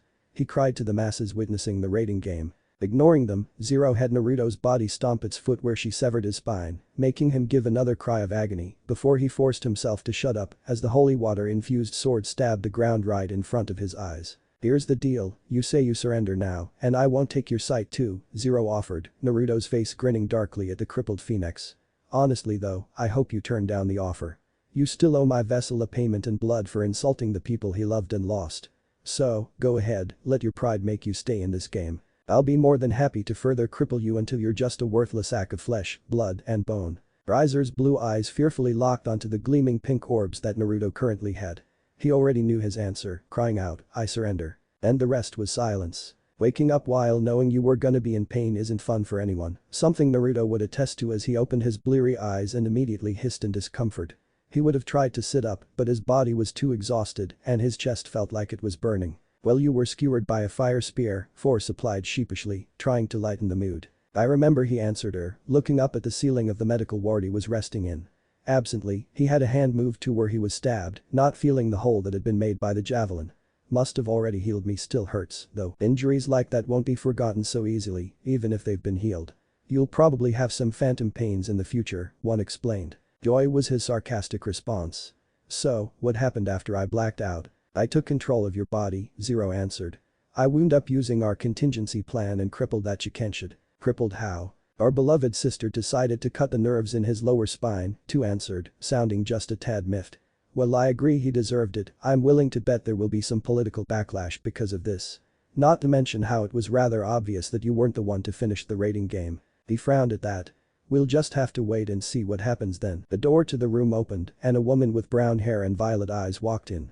She was beautiful, looking like an older version of Ria's with different color schemes. She was also strangely familiar to him. She gave him a gentle smile as she took a seat in a chair that was placed next to his bed, set there for potential visitors. I'm glad you're alright, Naruto-kun, she spoke to him, earning a confused blink from the blonde. To this, her smile turned sad as her hands rested on her lap. You don't remember me, do you? He frowned, closing his eyes to think. I know that I've seen her before but I can't remember. It must have been years ago. I'm not surprised. I only saw you for brief periods of time when your father needed a hand around the house. His eyes shot open and he looked to her in surprise. Yes, I knew Minato-san. I had a contract with him for a few years before his death. Still shocked, he dumbly rose his hand and instinctively signed out the question, you mean like a devil contract? She nodded. Yes, exactly that. It was about a year after Kushina passed. His shock sobered to a blank expression and she fought a wince. Sorry, Minato told me how close you were to her. It was one of the reasons why he formed a contract with me. It was too much for him to raise you alone and try to maintain a job at the same time. Who are you? He signed, his expression still blank. I suppose I should have done that before anything else. I'm Venelana Gremory, Ria's mother. He tilted his head for a moment. Butte, you look like you could be her sister, not her mother. She giggled at the perplexed expression he wore. Devils have their physical ages slowed to a crawl when they reach a certain point in their lives. Trust me, I'm her mother. He nodded in understanding. Anyway, back to what I was saying. My contract with Minato-san had me basically look after you and care for you, kind of like a nanny. I didn't remember you though, he replied, visibly looking like he was trying to recall seeing her. I remember someone visiting the house on occasion when dad would go to work. Was that you? Most likely. You mainly kept to yourself whenever I was asked to watch over you. You wouldn't do much except for homework, eating dinner, and then practice your music until it was late and you fell asleep from exhaustion. I tried to get you to stop a couple of times, but you would drown everything out whenever you were practicing. I never understood why until I asked your father and he told you about mom, he finished, earning a nod in confirmation. Yes, after Minato-san told me, I left you alone and just listened as you practiced, getting better every night and becoming the little maestro you are now. She smiled softly at the bashfulness he had at her praise. I'm sure Kushina-san would be happy about the man you've become, especially with everything you've gone through. He looked away at that, looking somber and unsure. Naruto-kun, Venelana whispered, reaching over to gently grab his arm. You might not think she is, but I know that any parent would be happy to see their child live through their struggles and come out of it a stronger person than when they entered.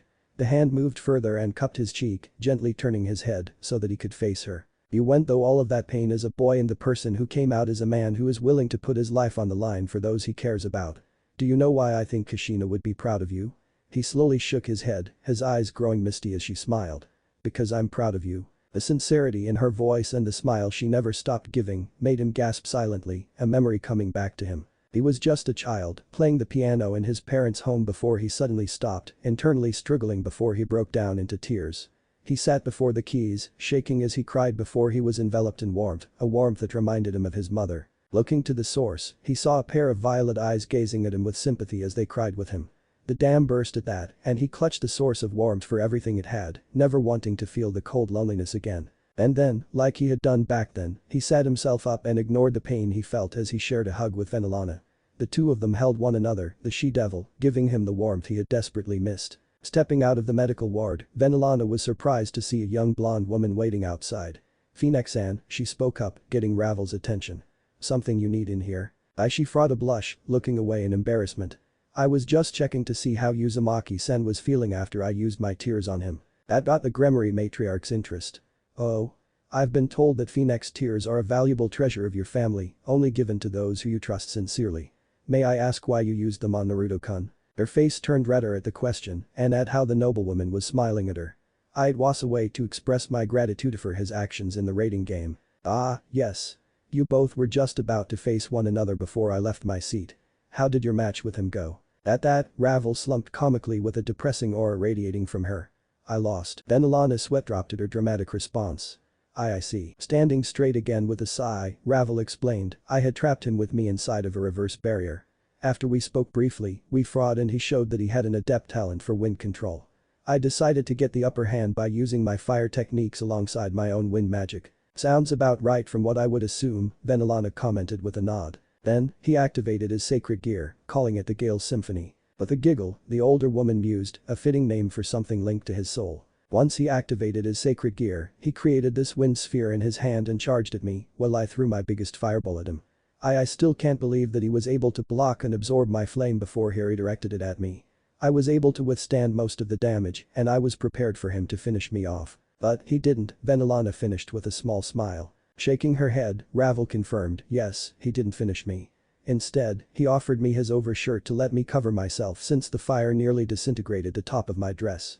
He then promised that he wouldn't reveal my location to Riaz or the others if I stayed out of the way, saying that, here, her blush returned, I was a better example of a child of nobility. How sweet, Venelana gushed, making Ravel's blush deepen. Sounds to me like Naruto-kun made quite the impact on you. He did. No one has ever showed genuine kindness to me like he did, at least, not without some ulterior motive or hidden agenda.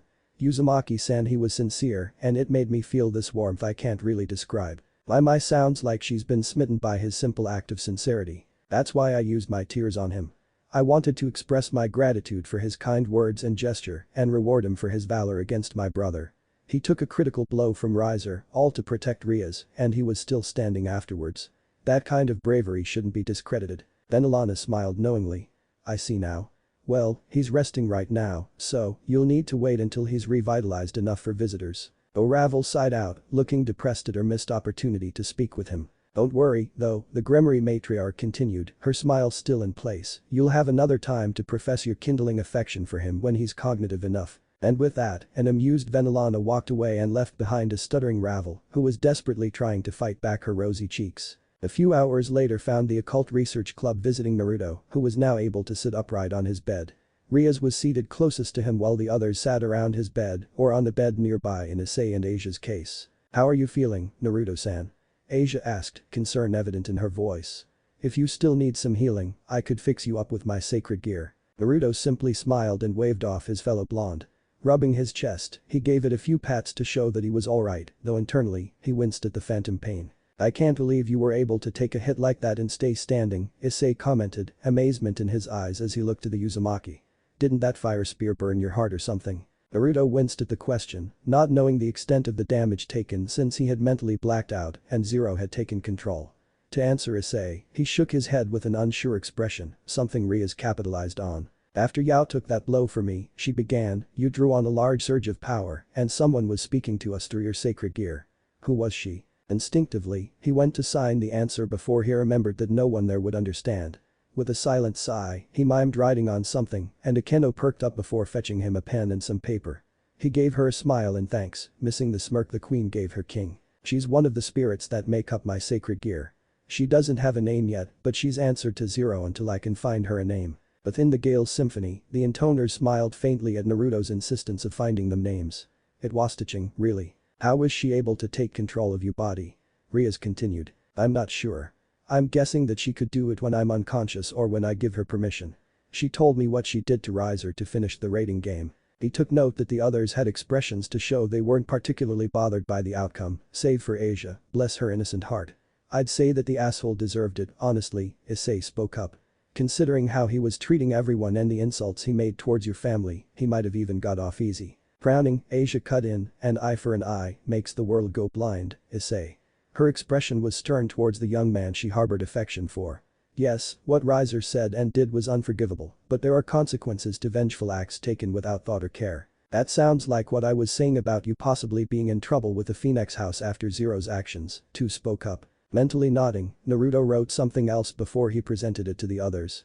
I'll have to apologize to the Phoenix House for what happened to Riser. What? Why?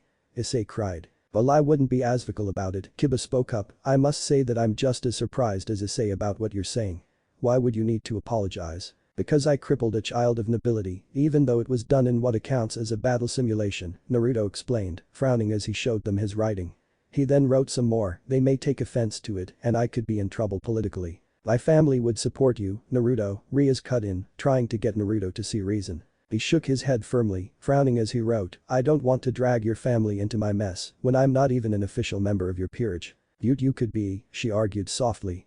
I mean, isn't that why you offered to test the probationary piece? He did nothing to respond to that, looking thoughtfully somber as he gave an unfocused stare at the covers of his bed. Naruto. Closing his eyes, he took a breath before he looked up with an apologetic smile. Another hour had passed and Naruto was seen sitting across from Rias at the table in her personal study. Each member of the Gremory family had one that they used for whatever they needed. In Ria's case, it was where she held most of her manga, anime, and other collectibles from Japan and their culture, both modern and traditional. I was hoping you'd join, she said softly. I know, he wrote back. But the life of a devil isn't for me. Then why did you risk yourself and your humanity by volunteering to test that piece? If something had gone wrong, she trailed off and the unfinished statement was clear as glass. He gave her a smile as he handed her his response. What kind of guy would I be if I didn't help someone who needed it? But you never knew of my problems until you met Riser, she noted. True, but I could tell something was troubling you and your friends. To be honest, you guys were the first people in a while to ever give me the time of day and I didn't want to lose that. Naruto, he held up a hand as he wrote his next piece. I've lost a lot of people that I loved, Rias. And over the years, I was never able to really interact with others except for Noir. Who? She asked as she watched him write, prompting him to give a short description. She was the woman who ran the music store in Kuo. Oh. Then you came along, one of the most popular people at the academy. You came to that store by chance and said that you liked my music, going so far as to include me into your circle of friends. I was happy for the first time in a while, and I didn't want to lose that feeling. So you accepted because you were afraid we'd leave you alone, Rias guessed, earning a somber nod from him. Naruto, I wouldn't have done that to you. You were and are interesting, and you're so different from everyone else at Kuo Academy, or even Kuo in general. She placed her hand atop his, smiling softly at him. I wouldn't have left you alone, not after you and your music hit me so deeply. He blushed at her words, looking bashful at the compliments thrown his way. If this is what you want, Riaz continued, then I won't push the offer, and I won't stop seeing you. Now, she was blushing slightly, playing with a strand of her hair. You're special to me. Looking into his eyes, she saw them convey such warmth that she couldn't look away. Instead, she leaned in and slowly closed her eyes before she softly melded her lips to his, kissing him for a few seconds before pulling away with a smile. That smile grew at his flushed face, and she fought a giggle at how cute his embarrassment looked. I'm not letting you go that easily, Naruto, she promised with a wink that made his blush grow. Naruto stood with Ria's peerage as she sat beside her parents, with the Phoenix house across from them in the lounge of the Gremory estate. Present for the Phoenix were the family's lord and lady, Ravel who was standing beside her mother, and Riser who was seated in a wheelchair with Eubuluna standing diligently behind him. Well, Lord Phoenix began, I suppose there's not much for us to really discuss, since the terms of the engagement were clear. Our son will no longer be set to wed your daughter due to her victory against him. I'm sorry that our families won't be able to prosper from this attempted union, Zeodicus replied, which Lord Phoenix waved off. No need for that. We made this decision before our children could form their own identities, after all. I must say, though, Lady Phoenix spoke up, you and your peerage surprised me, Riaz. She gave the whiskered blonde a discreet look as she added, some more so than others. Thank you, Lady Phoenix, Riaz replied, giving a respectful inclination of her head. We've all worked hard to prepare for it.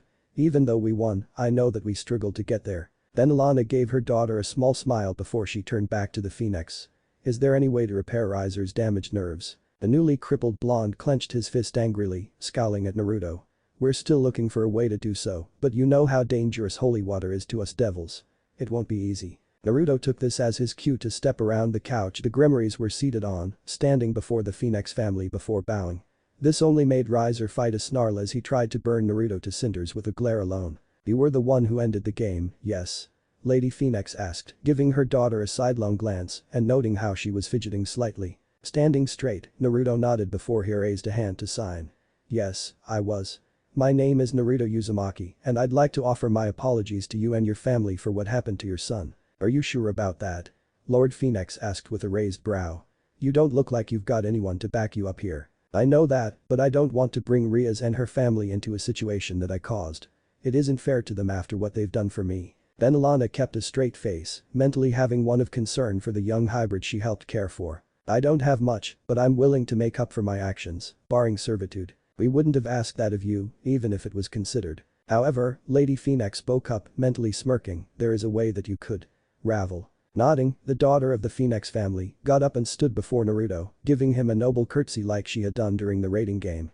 Naruto-san, it is safe to assume that you live in Kuo, yes? He nodded. I live, work, and go to the academy there. It is my wish to study abroad from the netherworld, and I find myself interested in the town Riaz and Sona manage. Therefore, I'd request to join your town's academy and have you act as my guide and escort. That caught many by surprise, and Vanillana was able to see the faintest of smiles on Lady Phoenix's face. Oh, so that's your game, is it? Well played, Ravel. Riaz spotted the faint blush on Ravel's face, and her hands clenched atop her lap, with the popping of her knuckles being muffled by her clothes. She kept a straight face, but her eyes gleamed with growing irritation aimed towards the blonde she-devil. I know what you're up to, Ravel, don't think I'll let you just waltz in and steal him away. He's mine. Let it be known the devils were possessive creatures, choosing to cling to people or objects that they enjoy without any notion of sharing. It makes many wonder how harems using evil pieces work. I'm not doing this just so that you could pay us back, though, Ravel continued. I'd be willing to help you with any financial concerns that may arise during my stay with you. With him, Riaz mentally roared while Akeno, who was able to notice the little quirks of her friend's growing anger, fought a giggle at her actions. Taking a moment to consider Ravel's request, Naruto eventually nodded with a polite smile. I think that'll be just fine, he signed before turning to her parents. I'll be sure to look after her and make her stay in Kuo more comfortable. You'd best do so, Lord Phoenix replied. Also, I don't need to point out what might happen to you should anything happen to our daughter, do I? When Naruto shook his head, Lady Phoenix decided to ease up on him. Thank you for doing this, Uzumaki-san. Normally, we'd have one of our servants guide Ravel, or even request Riaz to do so, but she requested for us to give this task to you.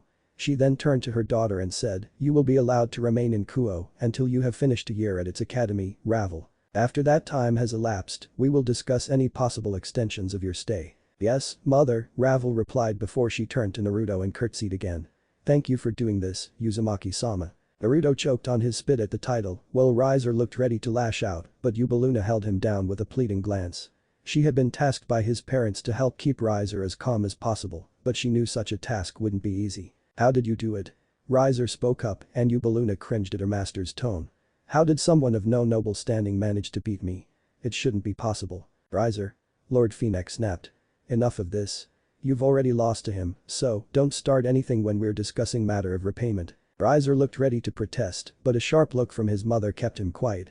Gritting his teeth and giving Naruto his nastiest glare, her growled something to his queen and she transported him away from everyone, her face noticeably relieved when she had cast the teleportation circle. Well, if that's all, Zeodicus announced as the two noble families stood up, I believe we're done here. Rias and her friends will be leaving after the small gala we will be hosting. You and your family are welcome to attend it at our summer home near Kuo. We'll gladly accept the invitation.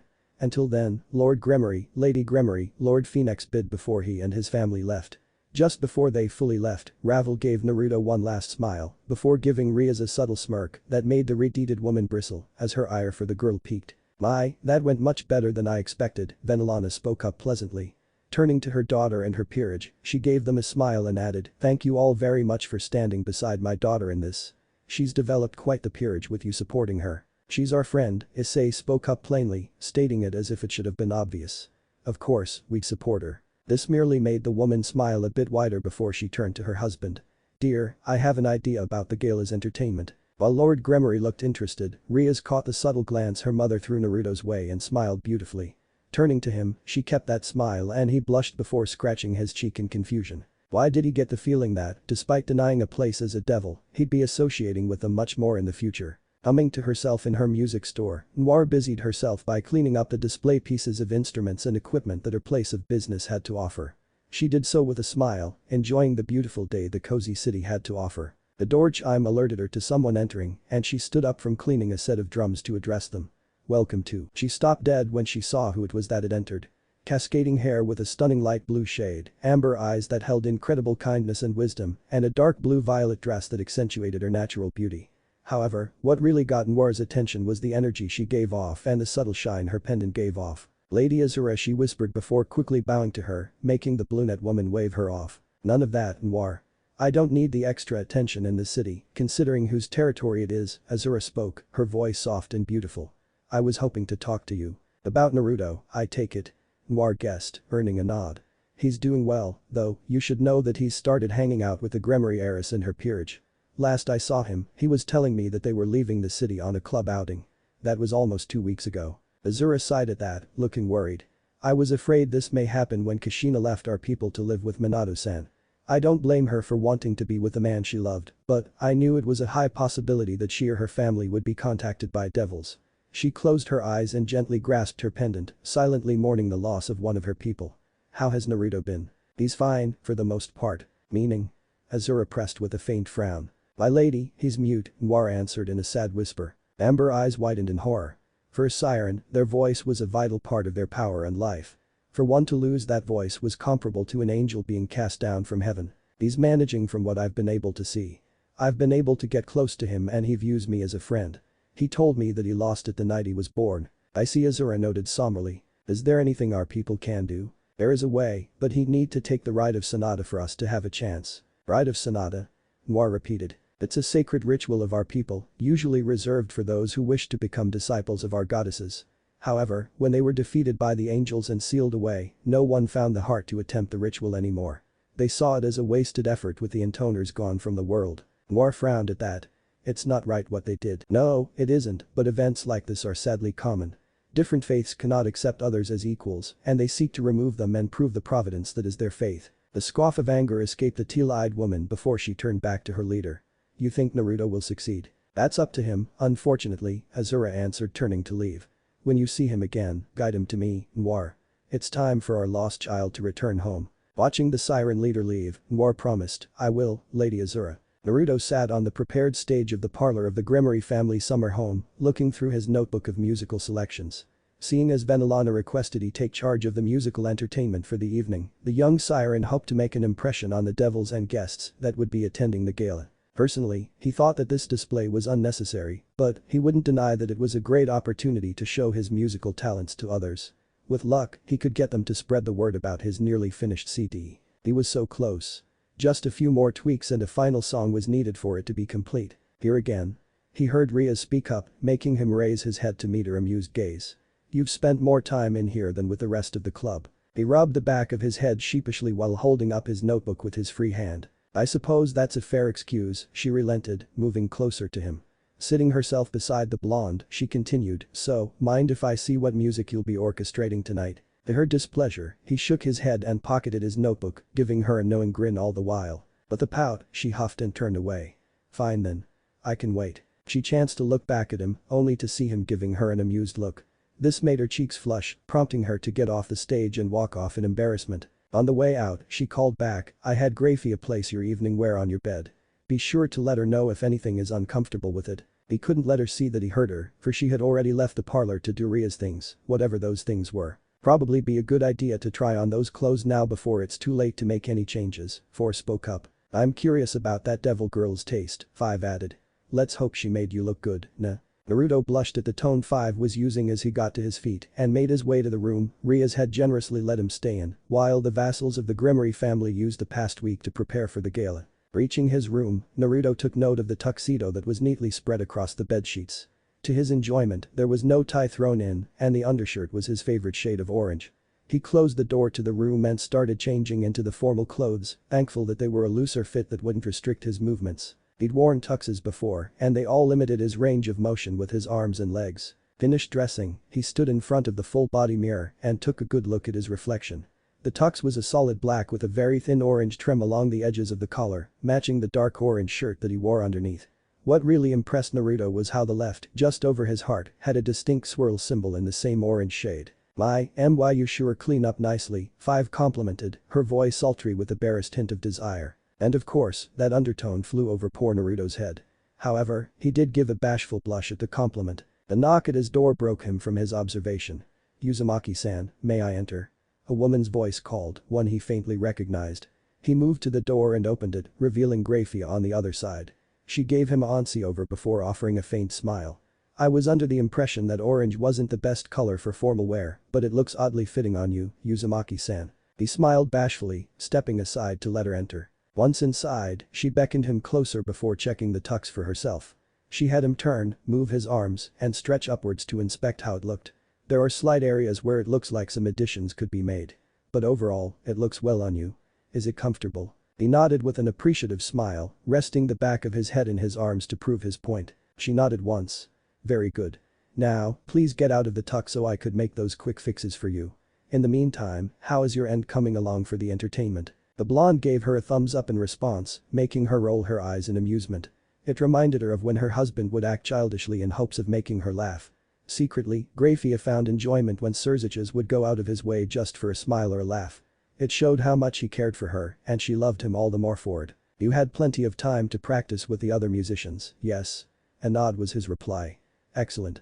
Now, if you require anyone for vocals," she expertly held back an uncomfortable look, not knowing how a mute would take this, "I have some suggestions for you to look through." He shook his head in response before giving a faint smile. Holding up a hand, he signed his idea to her which made her blink. "Interesting suggestion. We'll see how it plays out tonight, given how Venelana-sama has put you in control of this. Regardless, I'll leave my suggestions here." She placed some papers on the small table next to his bed, "and you can look through them if you wish. For now, I'll let you get out of the tux and return to your preparations." Naruto nodded in agreement as he watched her leave. Once the door was closed, he sighed with an air of exasperation. Opportunities or not, this gala may prove to be more trouble than it was worth. Milika's Gremory, son of Surziches and Graphia, was running through the halls of the Gremory summer home with a carefree laugh.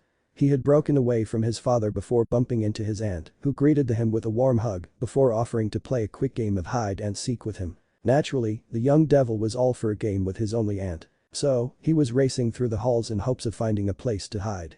He didn't know where his aunt was, and he didn't know how fast she would find him, so he needed to keep moving and find the perfect spot. He passed by a partially open door before stopping and backtracking.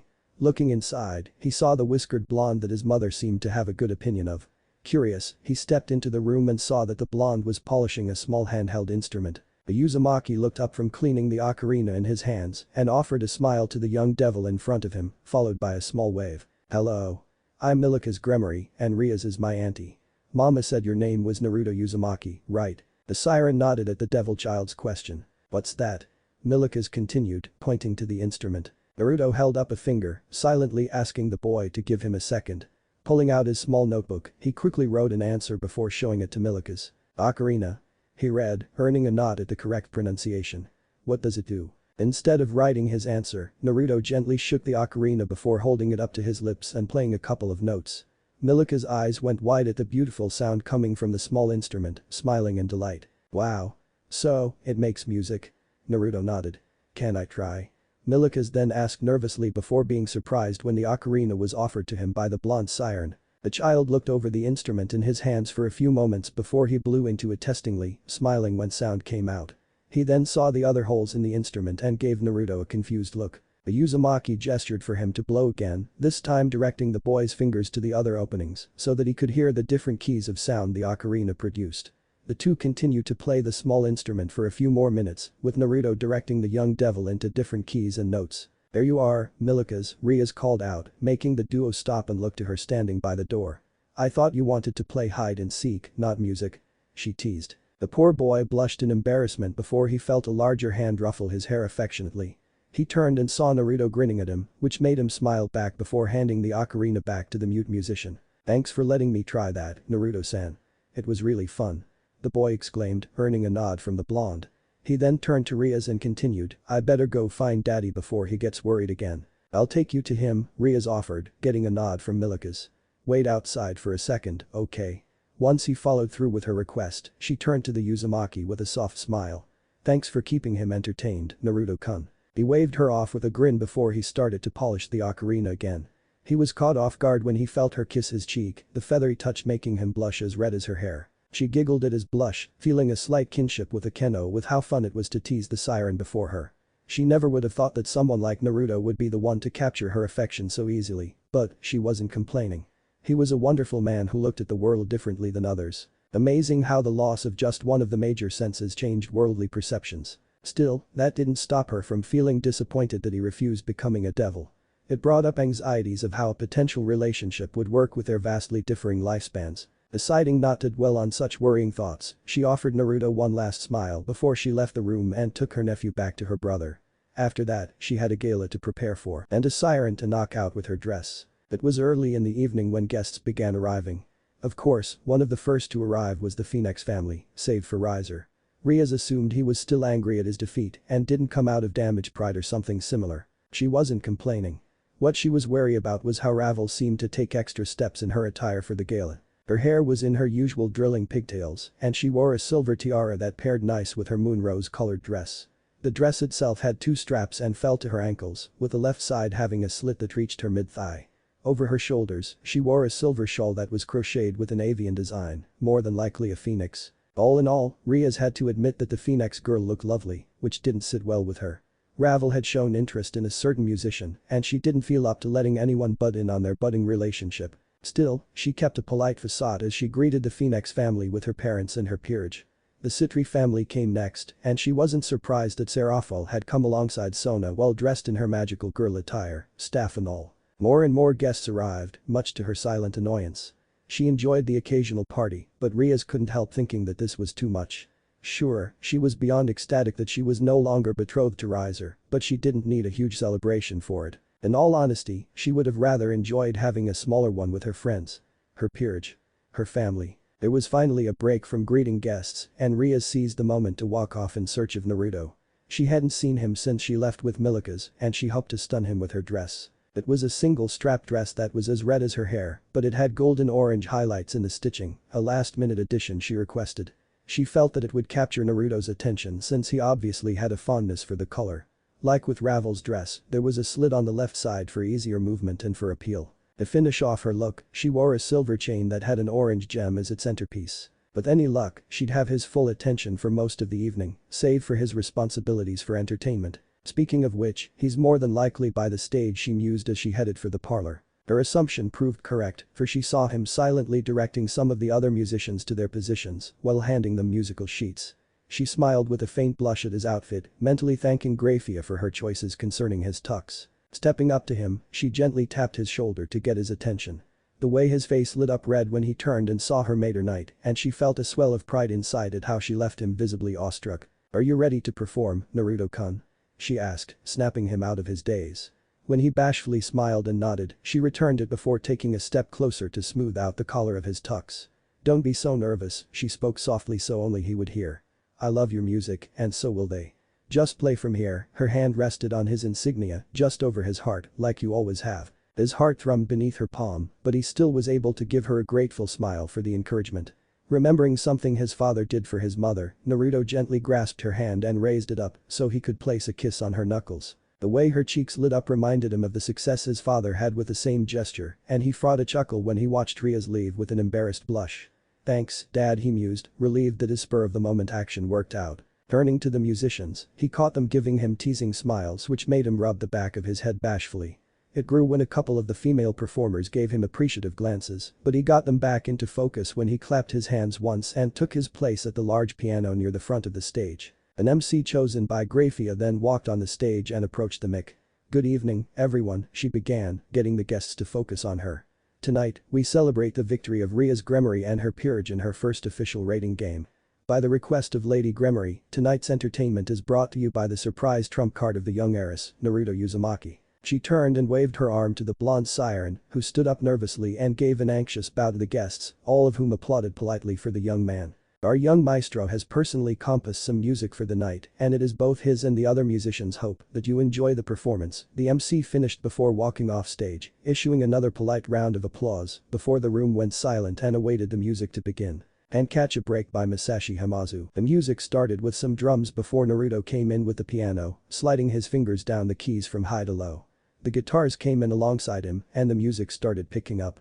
It was a jazzy tune with Naruto's piano playing, emphasizing the beginning bars before guitars became the focus. After a while, Naruto's piano became the focus again, and many spectators were left amazed that someone so young could play and drown himself in the melody. The way his eyes closed, the way his head swayed to the beat, and the way his fingers practically danced atop the piano keys surprised them while Ria smiled and simply watched the man she cared for play. Horns soon joined in the beat and the tempo picked up. It was enough to get people to move to the dance floor and start enjoying themselves. Ria's fought a laugh when she saw Issei turning red at Asia, excitedly pulling him along with the other guests. "Ara, those two have it bad, don't they, but you?" Akeno asked from beside Ria's, finally making the king laugh as she nodded in agreement. And music. The music kept going, getting a bit wilder towards the end before ending, prompting a round of applause from the guests before the band moved on to the next song. "Snowfall" by Idealism. The piano kicked things off this time, and Ria's decided to close her eyes and let the music wash over her, much like she tried to do that night she had Naruto play for her on the guitar. Images of snow and winter came to mind, and she saw herself standing in a white plain surrounded by dark trees while drops of snow fell and danced in the wind around her. The tone of the song changed then, turning a tad somber as she imagined the skies turning grayer above her. When she opened her eyes, she saw that she wasn't the only one who noticed the change in tone, but she also noted how it didn't bother people. Instead, they seemed more impressed with her siren, which made her smile. Switch to Ponder by Sleepless. Not even half a minute after the end of the second song, Naruto moved on to the next with his piano keystrokes, setting a lighter mood with his next piece. This time, violins joined in the melody, and Ria saw that the musician on a harp also played some notes here and there, but the piano was the main focus once again.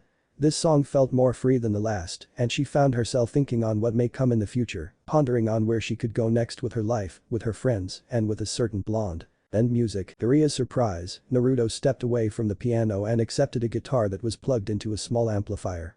While this was happening, she noted how some children were allowed on stage and lead to microphones. Curious as to what was going to happen, she waited for the music to start. Home by Tom Misch. Soft strums of the guitar started off the song, slowly accompanied by vocalization from the children. It started off slow and steady before it picked up with stronger guitar notes and some drum beats. Once again, Naruto's eyes were closed as he immersed himself in the music and played from his heart. He was so into this song that, when the guitar notes changed and became more inspired, he unconsciously used his sacred gear to lift him up in the air, standing on a wind platform as he moved with the song. The platform stayed in the air until the end, slowly lowering him down onto the stage once more. End music. When he opened his eyes, the guests applauded once more for the performance. Naruto smiled bashfully at the praise before beckoning the children over to his side. He bowed to the crowd alongside them, gaining further applause before the young ones were ushered off stage. The MC walked over to the mic afterwards, while Naruto placed the guitar down and returned to the piano. "What a performance so far, right?" she asked, earning positive responses from the guests.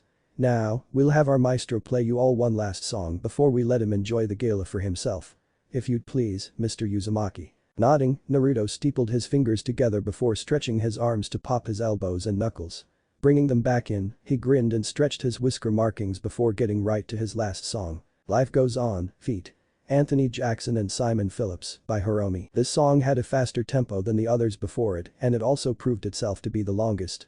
Naruto's piano and the drums were the main instruments for this song, yet they proved that they didn't need anything else with how invested they were in the performance. This time, Naruto didn't close his eyes as he played. Instead, he shared grins and swayed to the beat with other members of the band, getting them further into the beat and showing everyone that he could have fun with his music. As the tempo increased, his grin grew. And as the tempo slowed, the grin returned to a simple smile. The guests dancing to the music took notice of this change in the atmosphere, visibly enjoying themselves further as the music played and their bodies swayed. To Ria's amusement, even Kaneko was tapping her foot to the music and trying to keep a stoic face, despite the small blush on her face at Ria's catching her. End music. When the music finally ended, Naruto stood up as he flourished the final keys before grinning at the crowd with the other musicians, all of them basking in the applause given to them by the guests. His eyes searched the crowd, and he saw Venelana giving him a proud smile as she clapped her hands. Next to her, Zeodicus applauded Naruto's performance and gave the siren a respectful nod. Looking over more of the crowd, he saw a cute black-haired woman in an anime-styled outfit whistling with her fingers while giving him a sunny grin. When she caught his gaze, she gave him a wink that made his cheeks light up faintly. Sona, who stood beside her, gave him a respectful nod as she clapped for him. He then moved his gaze over to the Phoenix family, noting how the lord and lady had faint smiles on their faces, while Ravel smiled brightly at him. When their eyes met, her cheeks were dusted pink and she shyly waved at him, something he returned with a polite smile of his own. He searched for his friends but caught Grafia and another red-heated man applauding him. The man looked like Ria's to an extent, which made him assume it was an older relative of hers, most likely a brother. He gave Naruto a polite smile, while Grafia showed a faint smirk and inclined her head respectfully, making the blonde siren blush bashfully. He finally moved over to his friends and saw that they were all giving him supportive smiles, even Kaneko was smirking. Akeno winked at him flirtatiously, which flew over his head as he smiled at them. It was Ria's reaction he was anxious about. And those anxieties faded when he saw her smiling beautifully at him, her eyes glistening in the light of the parlor and lighting up as they locked with his. Her lips moved and he read "You were great," making him stand a bit taller before he and the band bowed to their audience. "Nice job, Naruto," too spoke up and he felt a warmth from his core. "You do your race proud. Your mother would be proud, too," 5 softly added. "Maybe someday you can make some songs for us to sing," 4 suggested. "I find myself looking forward to that, actually," 1 agreed. "We'll see how it goes," 3 mused before adding, "Still, good job." Naruto mentally thanked the intoners before he heard Zero speak up. "Later, I want to talk to you about something important. For now, enjoy yourself, Naruto." Curious and slightly worried, Naruto mentally nodded to Zero before he left the stage and headed over to his friends. He was stopped a few times by devils giving him their congratulations and compliments, which he accepted with a grateful smile. It felt great to have his efforts be appreciated. Finally breaking through the guests, he stopped in front of his friends and rubbed the back of his head bashfully.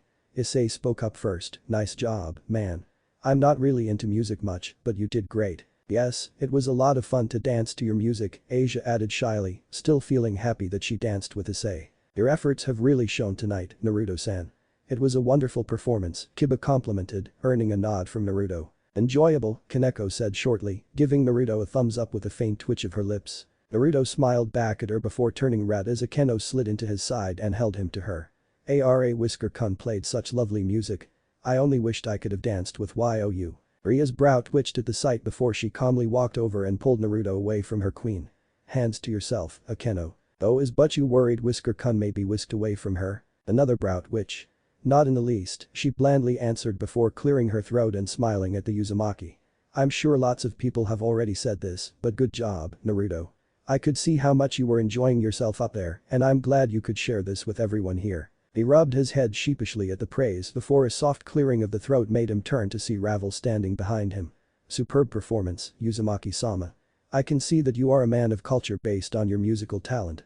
She curtsied politely as she added, I look forward to hearing more from you during my stay in Kuo. Ria's fought a frown at the Phoenix girl's words, being reminded that she would be Naruto's houseguest during her stay. Deciding to keep Naruto away from her, Ria's wrapped her arms around one of his and started leading him away from the others. Let's go meet and greet, Naruto-kun. She declared, louder than she meant to. She was not jealous, damn it. It was hours later before the only guests left were the Phoenix and Citri families. The latter were getting ready to leave and were being seen off by the Gremory party. Well, tonight was fun. Serafol declared. Nice music choices, Foxy. She added, giving Naruto a wink. Naruto coughed awkwardly before signing, I'm not part Kitsune, Serafol-sama. She pouted after Sona informed her what he signed. Moo, don't use that title for me. Just call me Leviathan or Serafol. He chuckled silently at her pouty expression, nodding in agreement to her order. She smiled at his acquiescence before doing a twirl and striking an anime pose. YOSH, next time you have a performance, have someone let Leviathan know so that she could join in. Just make sure to write me a good song, Foxy. Naruto blinked at the request, his face taking on a thoughtful expression for a few moments before he offered the Satan a smile and nodded. This made her grin brighter before she surprised him with an excited glomp, pressing her soft mounds against his chest and making his face erupt into a crimson shade. Yeah. We have a deal then. She then jumped back and struck another pose before vanishing in her personal magical circle, leaving a blushing Naruto, silently fuming Rias, embarrassed Sona, and amused others. Sorry about my older sister, Sona apologized. In any case, tonight was enjoyable. Thank you for the invitation and for the entertainment. I'll be sure to see you at school. She then fixed her glasses and gave Naruto a hard stare. All of you, she emphasized. Naruto sweated nervously under her stare, giving a strained smile while crossing his fingers behind his back. She then joined her parents in their magical circle and left, allowing the Phoenix to step forward to bid their own farewell. Well, in spite of our houses no longer having a future marriage, I must say that you chose your peerage well, young Rias, Lord Phoenix complimented. Hopefully, this loss will help instill some sort of humility in our son. Rias was very tempted to say something, but she held her tongue and simply nodded politely. Lady Phoenix spoke up next, we'll be having Ravel sent to the Gremory estate soon to be escorted to Kuo. Uzumaki-san, I expect you to have a suitable place for our daughter and to look after her during her stay. Naruto nodded firmly, offering a small smile to the woman. She was hard-pressed to no return it, displaying her gratitude at his acceptance to her expectations. They then moved over to say their goodbyes to Lord and Lady Gremory, prompting Ravel to step up to the orc. I'm looking forward to seeing Kuo. I've never stayed in a human settlement for such an extended period of time, so I hope that you can show me around. Yeah, Rias blandly replied. Looking forward to it. Ravel ignored the tone and gave Naruto a smile and curtsy, something he doubted he'd ever get used to. I'm especially looking forward to staying with you, Uzumaki-sama. I hope to learn from you and tell you what I know of devil culture. I'll be sure to prepare for your arrival, Ravel, he returned, earning another smile from her before she joined her parents. With the last of their guests gone and the staff cleaning up the decorations and mess, the Gremory leaders transported themselves and the orc to their estate in the netherworld and allowed them to stay for the night. They had more of their vassals lead them to guest rooms to use, but Rias decided to personally lead Naruto to his, much to his embarrassment. He wasn't used to seeing the side of Rias, the possessive side. She led him through the halls, giving him a short tour of some of the rooms they passed before she stopped in front of her room. You can stay in the room across from mine. It's my study and it has a spare bed that you can use. He nodded in understanding, noting how she wasn't meeting his gaze and was instead looking at the floor with slowly reddening cheeks. He slowly started to blush when he realized what she was hoping for, having, reluctantly, helped Jiraiya edit some of his novels enough to understand this moment. Swallowing a lump in his throat, he raised a hand to gently grasp her chin. Lifting it up just as gently, he had her look up at him before he leant down and captured her lips in his. At first, her eyes widened for a moment before they glistened in happiness and closed as she wrapped her arms over his shoulders to deepen the kiss. After a few moments, they backed away just enough to see the other's blushing face. Rias smiled beautifully at him before leaning against him, resting her head against his taller form. Thank you, Naruto-kun, she whispered. She looked up to see him looking at her questioningly. Thank you for everything, for meeting my peerage, for risking your freedom with the probation piece, for training so hard, and for helping me break off this stupid engagement. Her smile grew as she finished, but most of all, thank you for being you, someone I admire and care about. He looked surprised at the Redeed's confession, not sure how to respond to such a heartfelt expression of gratitude. Nothing came to him, which prompted him to simply smile sheepishly before he was caught off guard by another kiss from her. When she pulled back again, she backed away into her open room and gave him one last smile. "Good night, Naruto-kun." She then closed the door and left him standing there with a red face. His expression softened and he opened his mouth. "Good night, Rias." That was what he hoped to say, but instead a rough hiss came from his throat before he coughed in discomfort. After he cleared, he looked to the fist he coughed into, sadly staring at the small drops of blood that were seen on his skin. Silently, he turned to the room offered to him and stepped inside before softly closing the door, never noticing a pair of somber violet eyes watching his failed attempt. They stared at the closed door for a few moments longer before closing and disappearing in the shadows of the hallways.